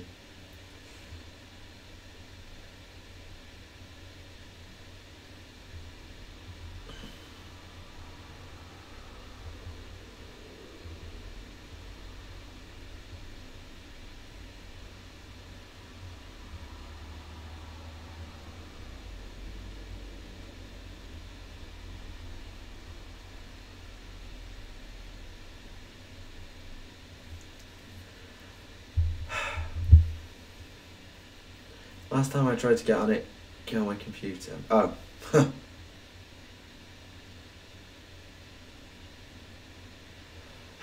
don't know. Apparently I've overloaded my encoder, but it was like that earlier and it was fine and people weren't complaining. It says that my bitrate is fine, I'm not dropping frames. I don't know what's causing it this time. I don't know why it's not working.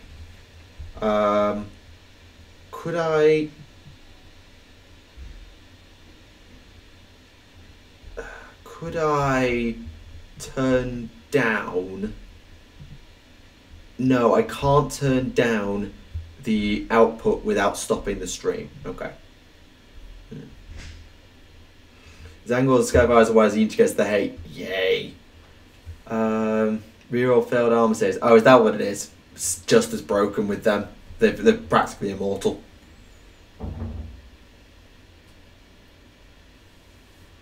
Hey, Garrett Overlords, they're fun.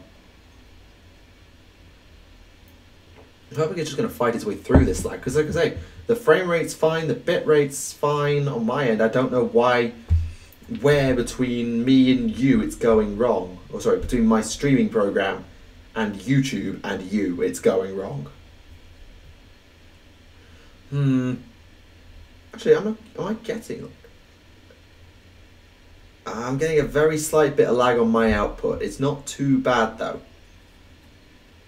Yes, if you have units that can spam multiple wounds, how many units in this game can spam multiple wounds that aren't magic? I mean, the mother side can sort of do it, but you need 6s. But yeah, there's not that much multiple wound spam in the game. What I would recommend for someone starting into AOS from 40k? I don't know. Like, honestly, I haven't played enough of the armies to know, and I haven't got enough experience playing against them to know. Chaos seems like a pretty easy one to pick up and play in most stripes, like Khorne, Slaves to Darkness, something like that. That would work. Stormcaster, obvious as a pick up and play army. There's sort of the obvious one to pick up. But honestly, with Age of Sigmar, you can pretty much go with your gut, go with the models, and go with the lore, and you'll be able to make something work. There's very few armies, if any, that are trash tier. I doubt there would be a proper trash tier army in this system. There aren't many. There are some that are better, cough cough Zinch, but yeah. Ignore the best unit on here in the book. Have we nose angles? Yeah, this is why I had the ones with Tau, because people would spam Riptides and stuff like that, and I got hate for playing Farsight.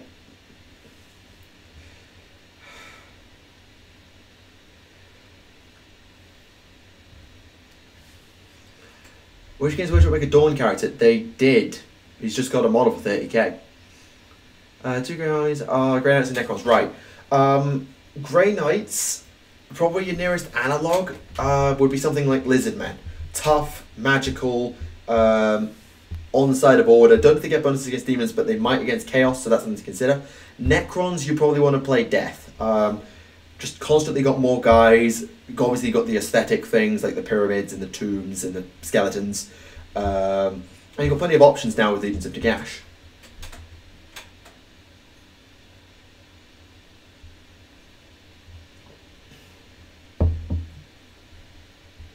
Farsight's not going to get their own codex. They got their own expansion last time, but the way they treat the codices now, and they've been confirmed that they're in the new codex. I think it's better that way because of the way that it's a bit more streamlined. Seraphon are basically Grey Knights. Yeah, kinda. Like, honestly, if you wanted a perfect analog to Grey Knights, it's probably Seraphon.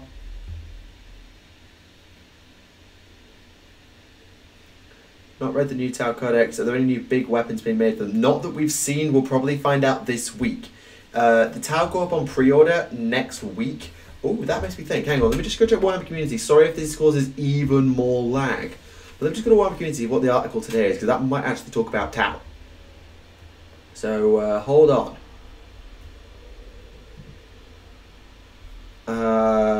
No, there's no talk of Tau. Or is that yesterday's article? Posted 3rd of the 3rd. Today's the 4th of the 3rd. Okay, there's been no article today. I was wondering if they might have shown off anything today, but they haven't. Also, that probably caused even more lag while I went away and did that, so I apologise. Oh god, yeah, I'm seeing the lag on my end now. I do apologise. I do apologise for this, folks.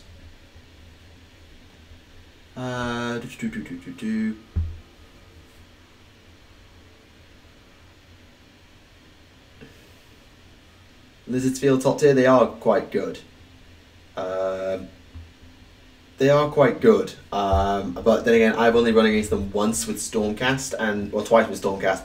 Once with sort of a practice game, and the other one he basically just castled up.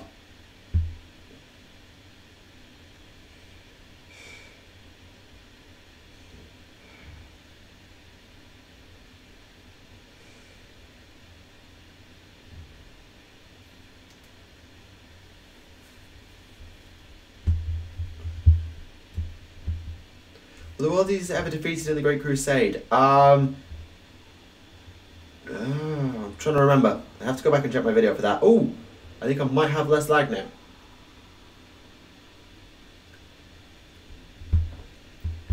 $5,000 game against them. All of my Lords of Khaine got dunked on. Oof. Oof. Sorry. Ouch. Right.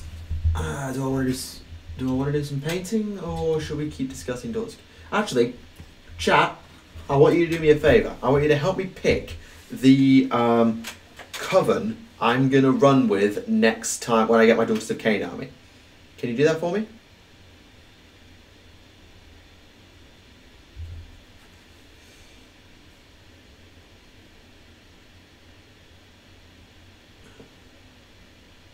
Let the chat catch up.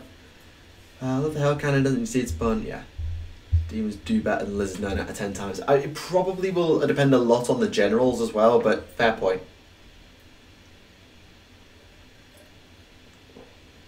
That was loud. Yeah, guys, I want your help with picking the Coven I'm going to be rocking with an Elfin Adventure Season 2.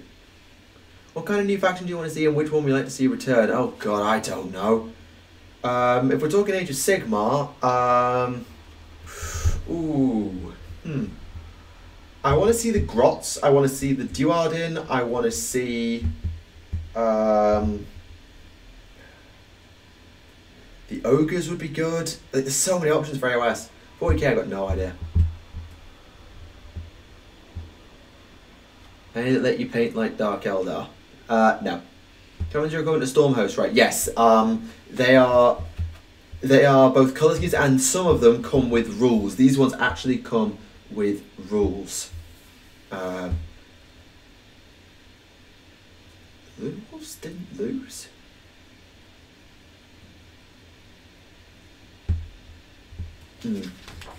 Not sure about that. I'd have to double check, but I don't remember.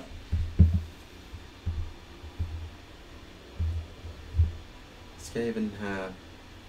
Oh, you meant for AOS? Yeah, I'm not sure. Skygrots mentioned the Overlord's book. Yep, that's no surprise. So, looking at it... Okay.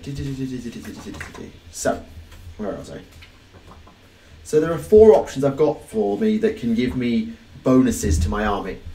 That's Hagnar, Drakey Ganeth, Lacraith, or The Craith, and Kylebron. It's kind of oddly spelt. And I've got those 4 options, and I'm thinking about particularly 2 of them. And that's Hagnar and Kylebron. For Hagnar, you've got red armour with gold trim for a colour scheme, and they'll often have sort of like pinkish red tint to the hair. Seraphon and Lizards are the same thing. Seraphon and Lizards are the same thing. They are probably quite easy to pick up and play because they're quite tough. Stormcast 2, Chaos mostly as well. Although I wouldn't rule out Destruction and Death because they've got some really fun stuff in both those factions and we'll probably get a bunch more. So yeah, don't rule anything out, just go with what looks cool. Honestly, just go with what looks cool.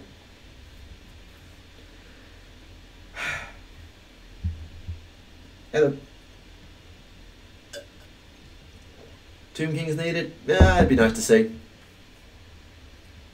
Garrow or Eidolon? Probably Eidolon. I know the AOS Law Knowledge know if somebody is still alive in the Mortal Realms. I've not seen that name. I can only say that, I've not seen that name. Oh yeah, Beastclaw Raiders, where your entire army is like mega monster cavalry. Okay, Hagnar's rules.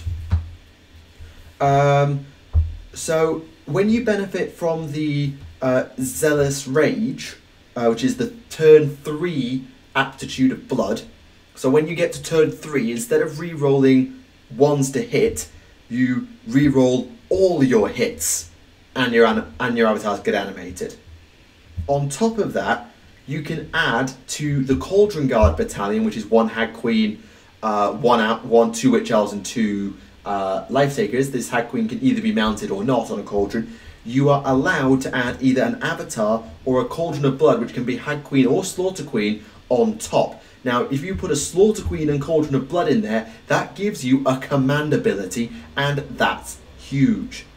Peace out. However, there is a drawback in that you are locked into a command trait. That command trait is as follows.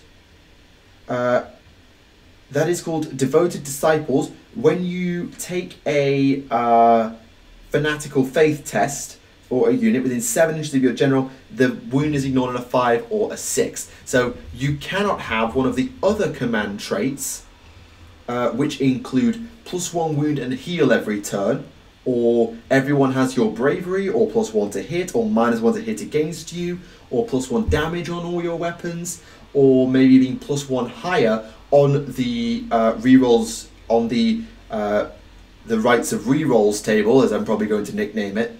So you're forced into having a aura of a slightly better Feel No Pain.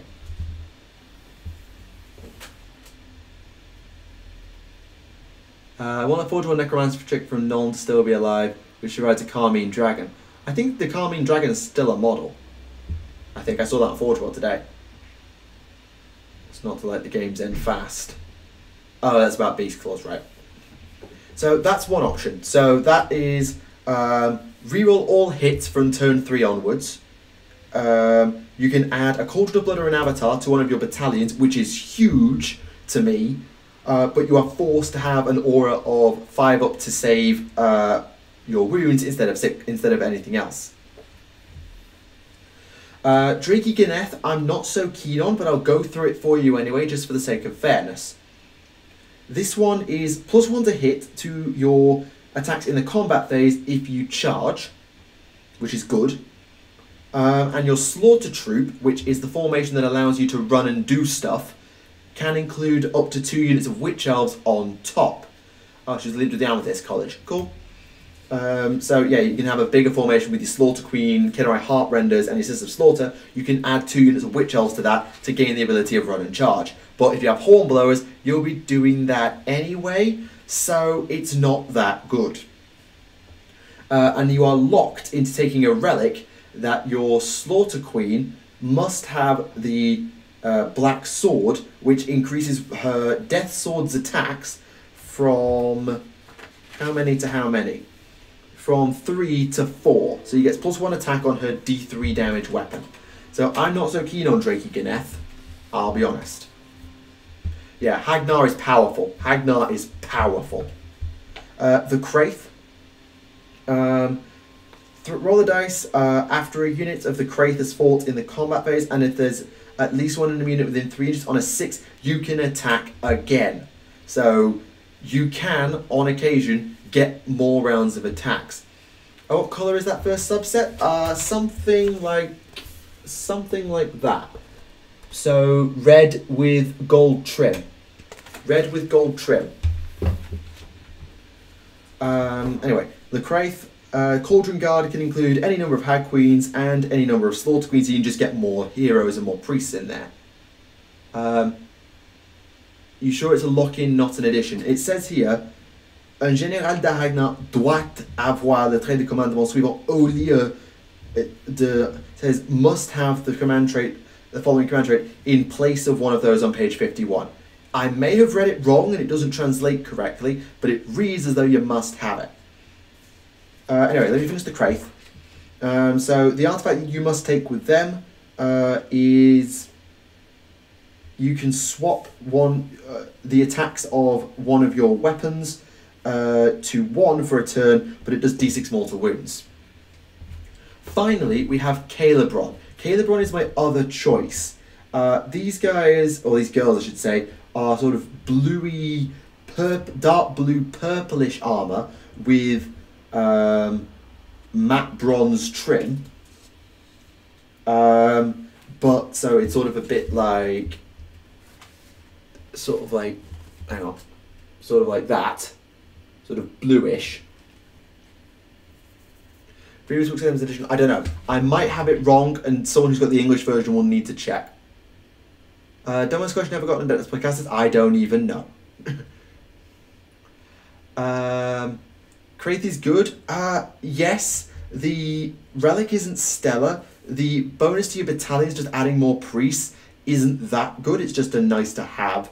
And yes, okay, the extra pylons is nice, but it's on a 6. That doesn't happen loads, and you can't mod it. But Calebron, how does this sound? Subtract 1 from all hit rolls against Calebron units in the shooting phase. Flat out, -1 to all your enemies' shooting attacks hit rolls. On top of that, a Temple Nest Battalion, which is the snake one, so that's 1 Bloodrat Medusa / Bloodrat Shrine, 2 Blood Sisters, 2 Blood Stalkers, can include 2 further Melisai units. Now, the Melisai keyword applies to, as I just go and double check, the Bloodrat Shrine, Blood Sisters, Blood Stalkers, and the Bloodrat Medusa. Does it apply to Morathi? It shouldn't. It does not apply to Morathi. So you can get up to 2 more snake units of any stripe into that formation, which, by the way, all does mortal wounds when your opponent rolls once to hit against you in combat. Who will be on the podcast this week? Oh, who will podcast be on this week? Alexis. Alexis has host this week. And you won't want to miss it, because it's a very special announcement. So, look forward to that. Anyway, as I was saying, then your command trait becomes Mistress of Illusion. At the start of your hero phase, you can choose one friendly unit of Calebron within 7 inches of your general. If this unit is more than 3 inches from any enemy model, take it off the battlefield and teleport it no matter where, more than 9 inches from any enemy unit. It cannot move in your following movement phase. So you can just teleport a unit in the hero phase. And this isn't like the Lord of Kilo teleport, where it's certain units who come on at the side. It's teleport any friendly Daughters of Khaine unit within 7 inches anywhere. It's fun. As I said, sort of bluish armour, bronze trim, that sort of thing.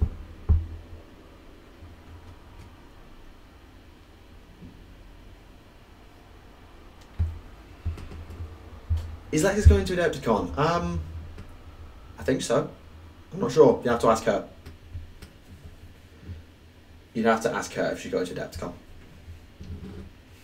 So my 2 sort of trains of thought is I go Hagnar and base my army around Witch Elves and All Out Face. Or I go sneaky, play Calebron, take more snakes, and have the ability to teleport a bit, and I'm harder to shoot, which makes me much, much more survivable.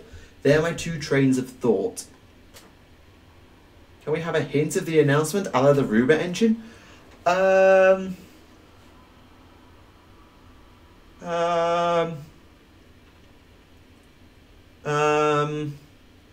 No. Because I can't think of anything that wouldn't be a dead giveaway. No. Sorry.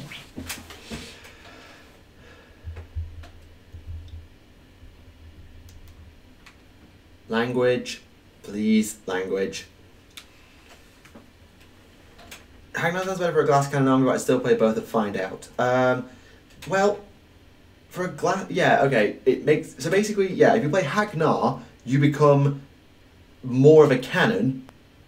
If you play Calebron, I'll type it in the chat. Actually, because I can barely spell it. So, how do you spell it? Calebron. That's how you spell it. You spell it like that. Spelt Calebron, or Kylebron, however it's pronounced.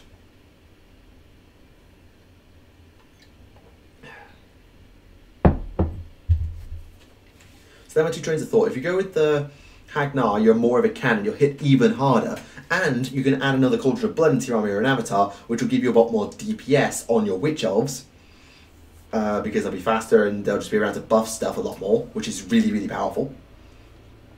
Or you can go with Kylebron and just have more stealth, and you to become less glass. You are harder to kill at range, so you can get to where you need to be a lot more easily.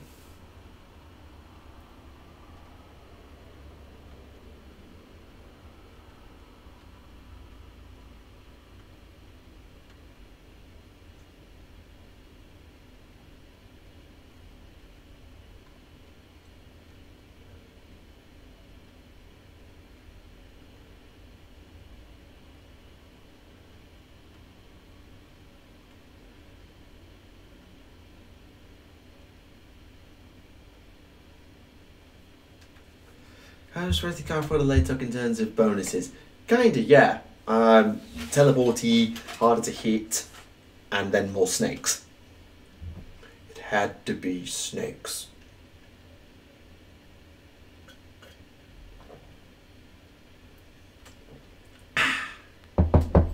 Should I always get some books like Imperial Armor? It kind of has.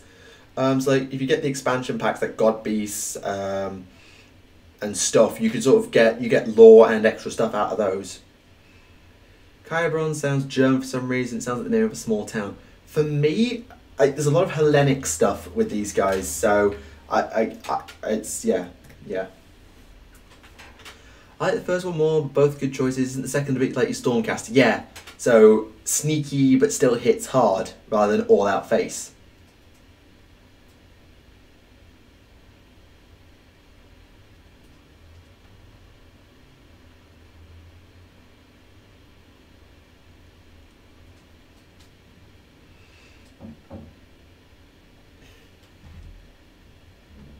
No, I'd have heard that louder if it was my door.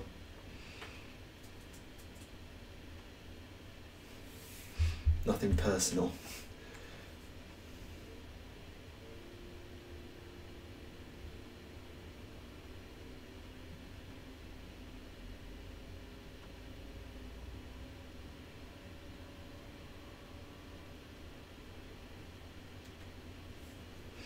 Yeah, so I'm sort of going with you guys. Also consider paint schemes. One is going to be red with gold trim, and the other will be dark blue and purple with bronze trim. Just something to consider. Hagnar will be red, Calebron is blue. Dark Elves are heavily influenced by the Spartans with a very twisted social Darwinism. Yeah, but like when you look through these guys, you've got Harpies and you've got Medusae, and there's an old Greek. I forget its name again, the Maenads or something, which were like a cult of warrior women, or not a cult of warrior women, a cult of women who were like a bit nuts and believed heavily in Dionysus, and would do some rather kooky stuff. So it could sort of do that. Oh, you meant books from by Forge World. Alright, okay. Yeah.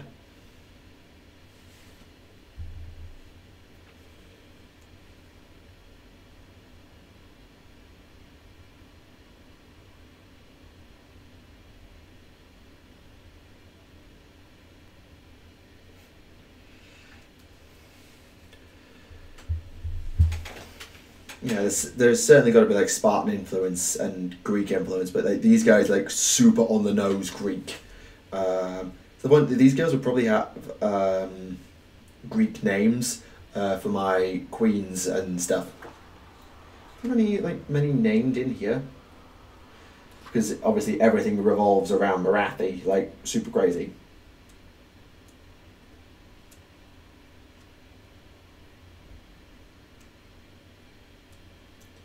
Just looking for some names.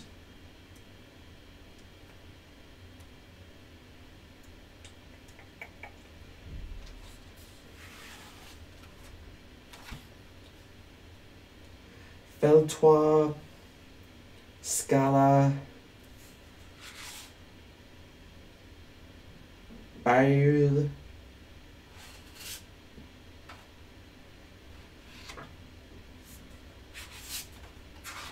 yeah. The main, that's the one. I can never remember their name. I know it's got like an M-A-ish sound. Why don't I want a book that's basically Indiana Jones and the Temple of Doom but with witch elves? Watch the next. Watch. Gotrek and Felix is going to be that. Oh, what? Hang on, what? Hang on, what? Okay, I just started dropping frames like crazy there for a minute. What the hell?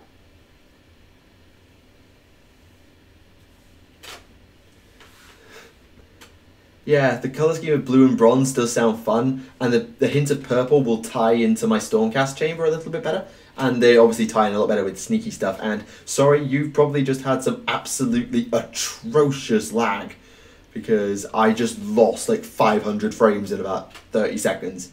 I don't know what happened, I'm sorry. Yeah.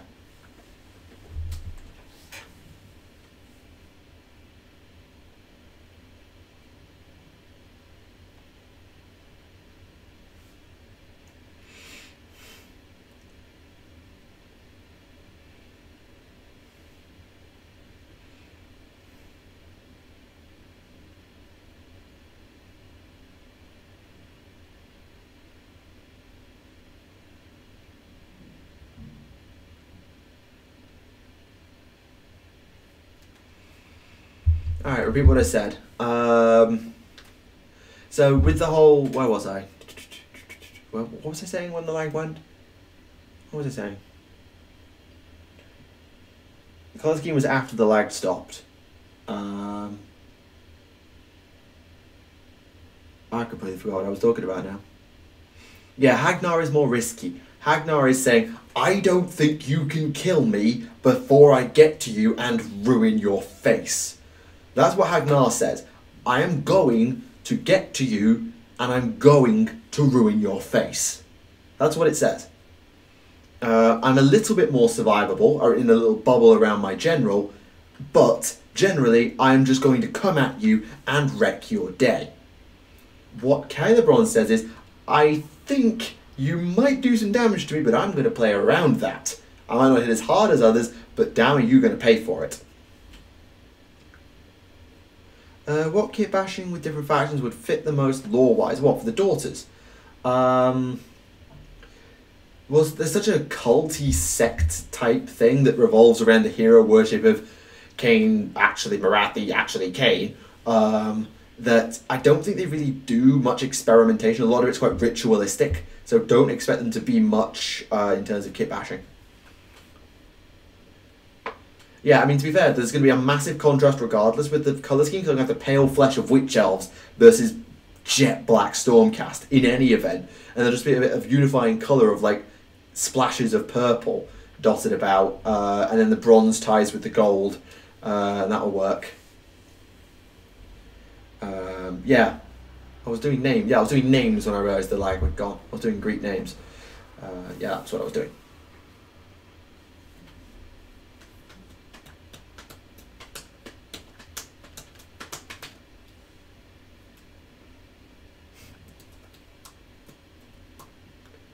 Yeah. Much fun with the Daughters of Khaine. Much fun. Please don't start screwing around with me now, stream. We've had a really good one. We're nearly at 2 hours. We're just talking about Daughters of Khaine. The High Elves, the Athenians. Athenians. God, I can Greek.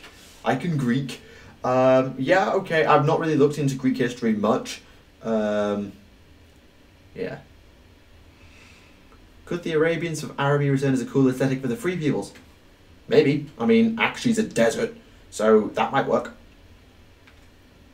What else where I would go if it was me? If we're talking about, are you talking about conversions? That would make some sort of sense.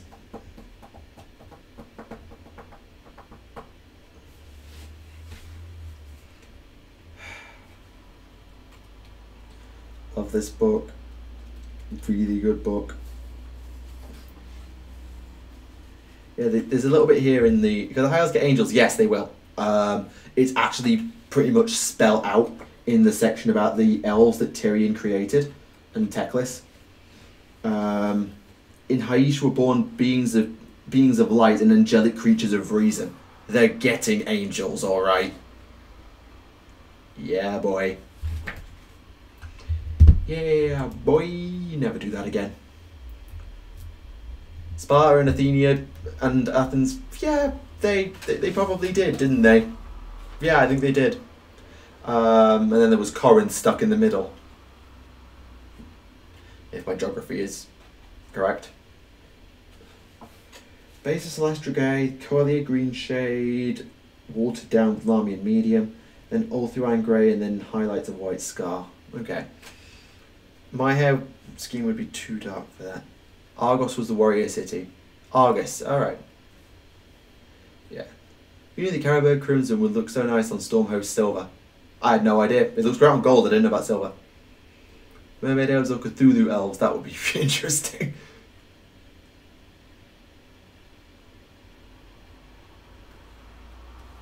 Oh yeah, if High Elves are based off of Athens, yeah. Political infighting is something that was very, very elven amongst the High Elves. There was a lot of political manoeuvring amongst the Dark Elves too, but it was a lot more murderous than it was for the High Elves. Oh yeah, lots more murder. I never really looked into the Dark Elves much back in the day. I was more about High than Dark, but yeah, I've really got into the Dark Elves more recently. Actually, there's some really good stuff in here for painting. So, whoa, microphone. So you've got like different how to paint flesh, different hairstyles. You've got like banners, wings, tattoos, weapons. And on the next page, you've got a huge amount of you've got a few suggestions for how to do like snakes, wings, mirrors, flesh, masks, metal, crystal. There's some really fun stuff. Yeah. By my memory, I think Corinth was to the west of Athens, and then Sparta was south of both. Yeah. So far, inevitably and forced to leave. Well, I'm glad you enjoy what we do, and I'm glad you like the town. I could be wrong about my Greek geography. I've not really looked into it.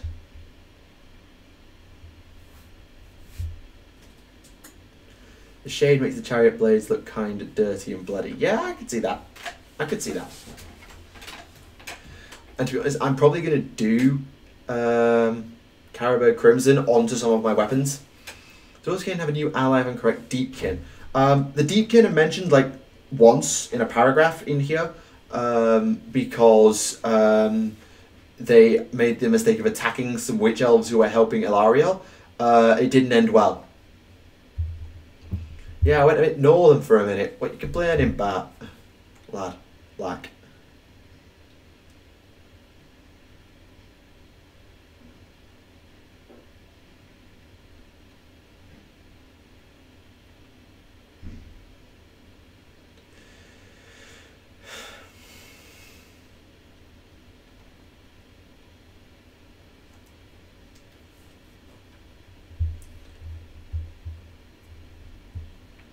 There aren't enough wolves. Well, I'm sorry. The only army that has wolves, I think, is goblins and undead, and I play bloody witch elves, so snakes and harpies.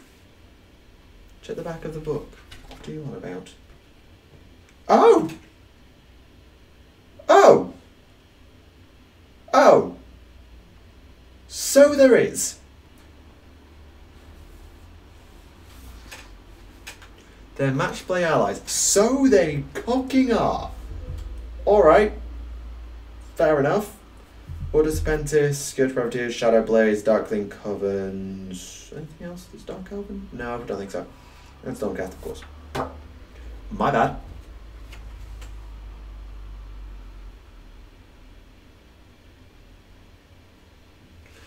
I pick Calebron for the colour scheme and rules. Yeah, I keep going to Calebron, but then I think, but Hagnar's really powerful. Like, having a formation where you can have, like, the basics of an army plus some Kinnerai and then an avatar on top or a cauldron, yeah, sorry. I'm not changing my army, show off. Elves and snakes and harpies all the way. Have I discussed the leaked rules for the Tau? 1, not leak. Rumour. It's a rumour. There's no hard evidence. There's no photo evidence. It's just stuff. It could be complete trash. Take it with salt. Wait for the announcements from GW. That's all I'm going to say. Also, hi Ben. This is other Ben. This is Ben the Wolf.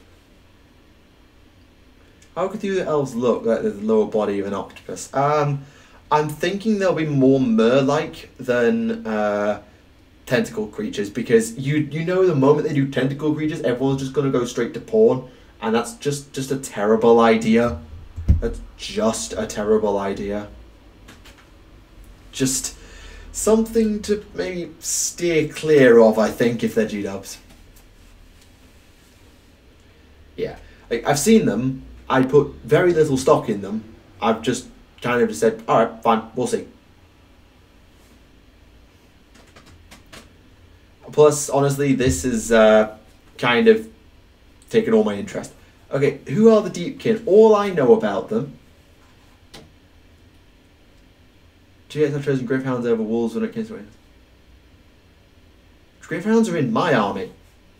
Unless you're now playing Stormcast.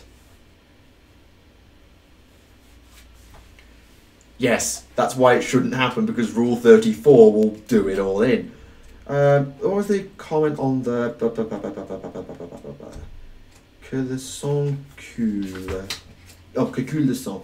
Bands of Adneth can emerge from the waves and capture a war pilgrimage of Kraith who are assisting Alariel in the War of Life. Realizing they're not easy targets, the mysterious aquatic beings attempt to negotiate, but they don't. That's all I know about them. I'm afraid. That's all I know. No, actually, I found the post on Veil of Lost Souls. Doesn't mean much more, but it is a thing.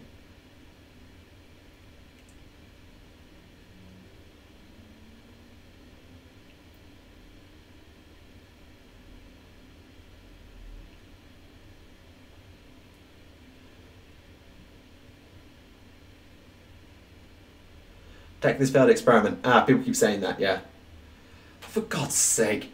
Well, I'm glad I'm playing Daughters of Khaine next, because you've taken the army that I've built 4,000 points of, jackass. Like, seriously, you've known I was playing Stormcast all year. If you watch a single video I make, it's kind of obvious. Are the the Ildeneth? Yeah, Ideneth, but yes, they're the same people. Ideneth, Deepkin, same thing. But yes.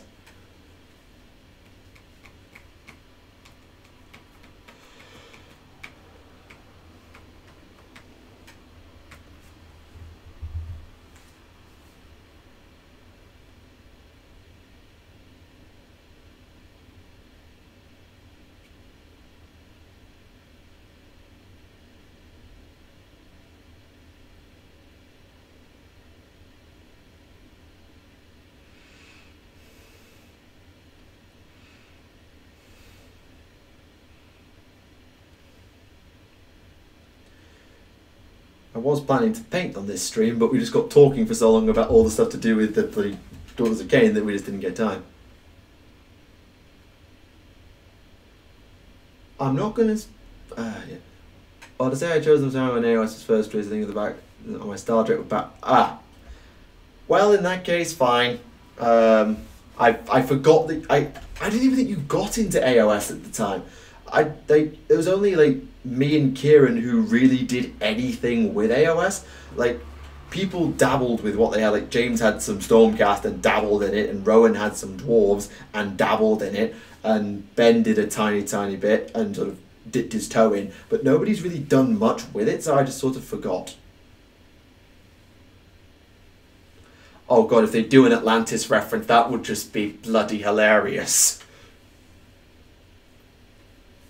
It was on the AOS Facebook page. Alright, okay. I wasn't aware of that, I missed it.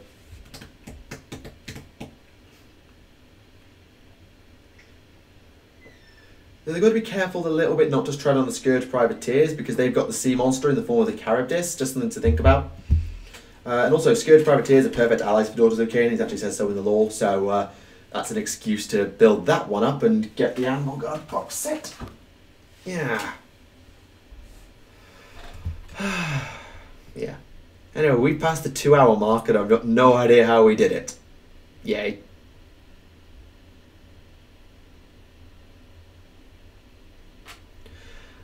Yeah, I'm probably gonna need to stop the stream in like no more than 10 minutes because I'm gonna have to. Well, all right. You've got at most 15 minutes, and then I need to go and eat. So you've got 15 minutes.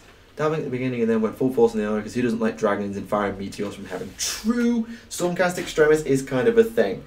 I mean, admittedly, I've gone mainly down the Vanguard route with only a tiny bit of Extremis, so we haven't quite trod on each other's toes yet.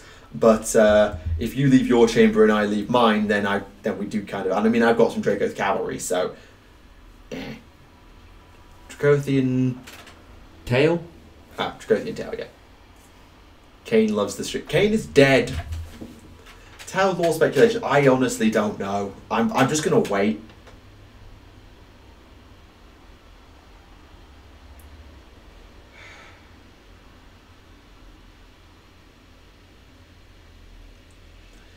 Like I'm past speculating with the lore for 40k. Like it's nice to speculate, but with the way it's going at the minute, there's so little information. There was nothing we can go on because there was Warzone Damocles, and then there was the Fifth Sphere. There's nothing in between. There's been no tidbits at all, pretty much. Besides, oh, the Fourth Sphere happened and it failed. That's about it. Oh, shiver. Getting a little bit chilly at the minute. No, I'll be. Yeah, that's fine. Microphone's over there now. Oh, Seraphon equivalent of Stormhost. Right.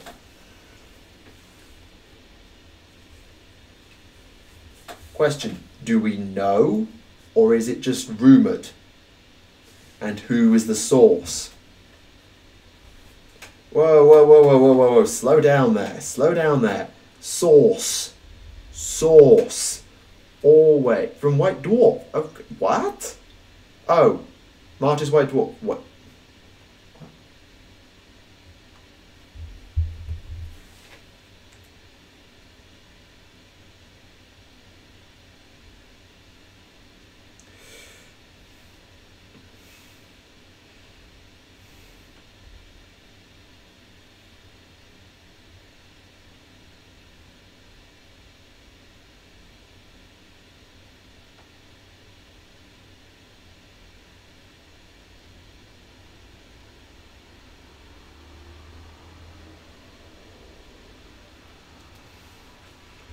Hard to find fast stars before so much shooting damage you can pay for its 500 points, no problem. Yeah, Star Drakes do look good.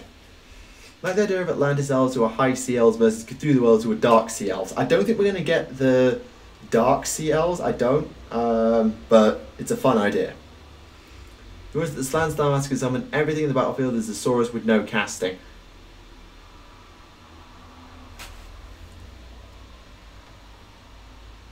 That is my opinion of that. That is my opinion of that. It can go and get in the bin.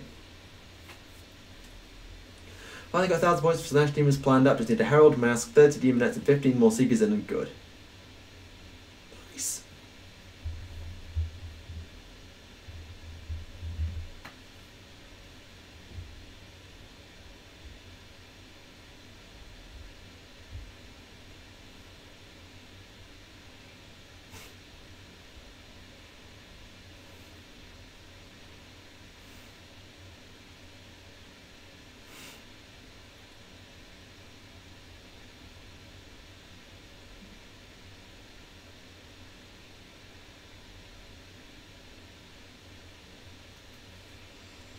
Yeah, that's just very, very silly. So yeah, what am I at with it? Actually, I did the maths, didn't I, on like the cost of the Daughters of Khaine. It came in about 3,000 if you take all their stuff. Full dragons and Dracothian Guard. Okay, fine. Okay, fine. I've got 1 unit of Dracothian Guard. I'm probably not really getting any more in a hurry. Like I like them, but.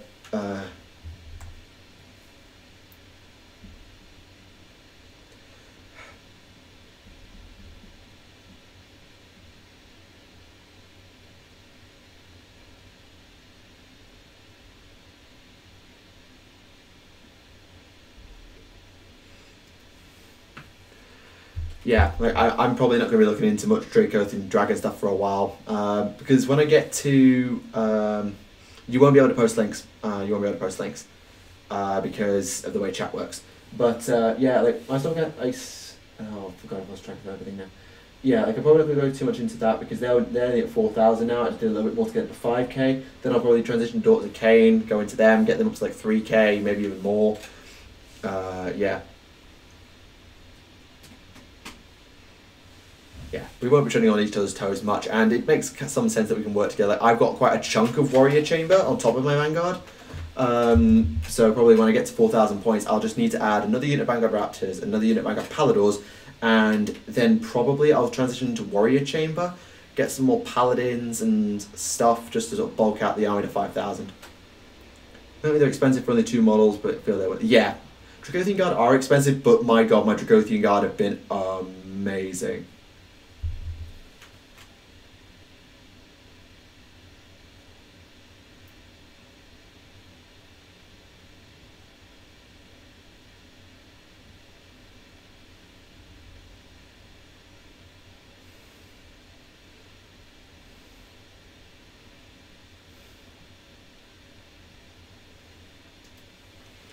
Go to the Four Bats and Actually Opinion and Dagash, the Malimportance book. Yeah, basically, let me go and read it actually, hang on. What forced response with the Empire due to going wrong? Warp did it for what gave Facebook page posted it. Yes, they did. If 1,000 to get the more cost, each like so going to yeah, fine. Let me get Malimportance for a second. Malimportance. Boink.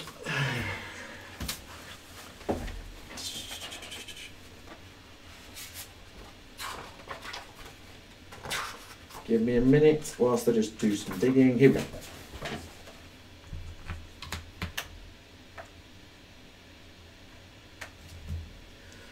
Slaanesh loosed a something, taken between a paralysing agony and a blinding ecstasy, like a minuscule something, as a minuscule amount of energy was taken away from it. That's the Elven Souls. Something the spasms of torture at the zenith of sensations, it saw in a flash potential futures. A kingdom of dust and bone, of nations without life, remodelled for pleasure of a single soul. This ancient spirit was plunged in excess. Slaanesh perceived its imperious need, its megalomania, attracted by its obsessions from which it could never escape. A smile, a laugh or a smile has passed from its lips. And the pursed lips, the chains of Slaanesh, then something stopped. Where was the Bacchanal given in it? Where was the worship in its name? Where were the pleasures, frantic dances, joy, ravenous hunger, hopelessness? What victory could be complete without celebration? As something as extravagant, serve the reality of a single irresistible desire wouldn't suffice. It would be Slaanesh didn't dare imagine this horror, then panicked, debated the most, and something, it would be boring. Sorry, my French isn't stellar, like I can roughly get what is going on about. Basically, if Nagash wins, Slaanesh will be bored out of its skull. Where was I? What do you think Slaanesh is gone in AOS? Well, to most people, including Slaanesh's followers, Slaanesh kinda is gone. But, yeah, it's not napping. It's been kidnapped. It's been kidnapped by Morathi, Teclis, Tyrion and Malerion, although they can sort of feel that Slaanesh is in Ulgu, even though he's kind of between Hysh and Ulgu, because Morathi's been siphoning off too much to make the Daughters of Khaine, and it's not been well balanced, which is why there's more war in stuff.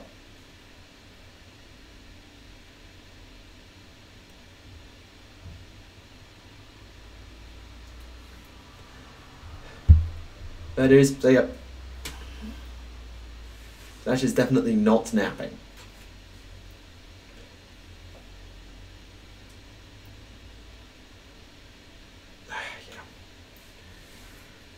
Time's it. Anywho, yeah. Tau Empire is expanding. This time they've made it to the other side of the galaxy, but how? Let's just say the Ever Optimus Tau are taking a dark path to achieve their goal. Right. Okay. Okay. I probably should have read White Dwarf this week. Never mind. Oh, I know, I'm in the fandom who auto-hate HOS. Well, yes, people who auto-hate HOS are idiots. That's the thing. It's like, the reasons that people can hate OS now are it's lore, because some people don't like the setting. Get that. Some people don't like the setting. The models. Some people think they just look a bit dodgy. Fine, your choice. But it can't just be... Like, I get if people don't... If people read the lore and don't like it, fine. But some people, if people just decide, oh, it's shit, without really looking into it, some people choose on grounds of setting, and those people I accept. There's the people just say, oh, it's Lord Scrap. You haven't read it. You make a very good point. And the rules, well, they're very similar to 40k nowadays, with a few critical exceptions. Demon Tau Pact is go. We shall see.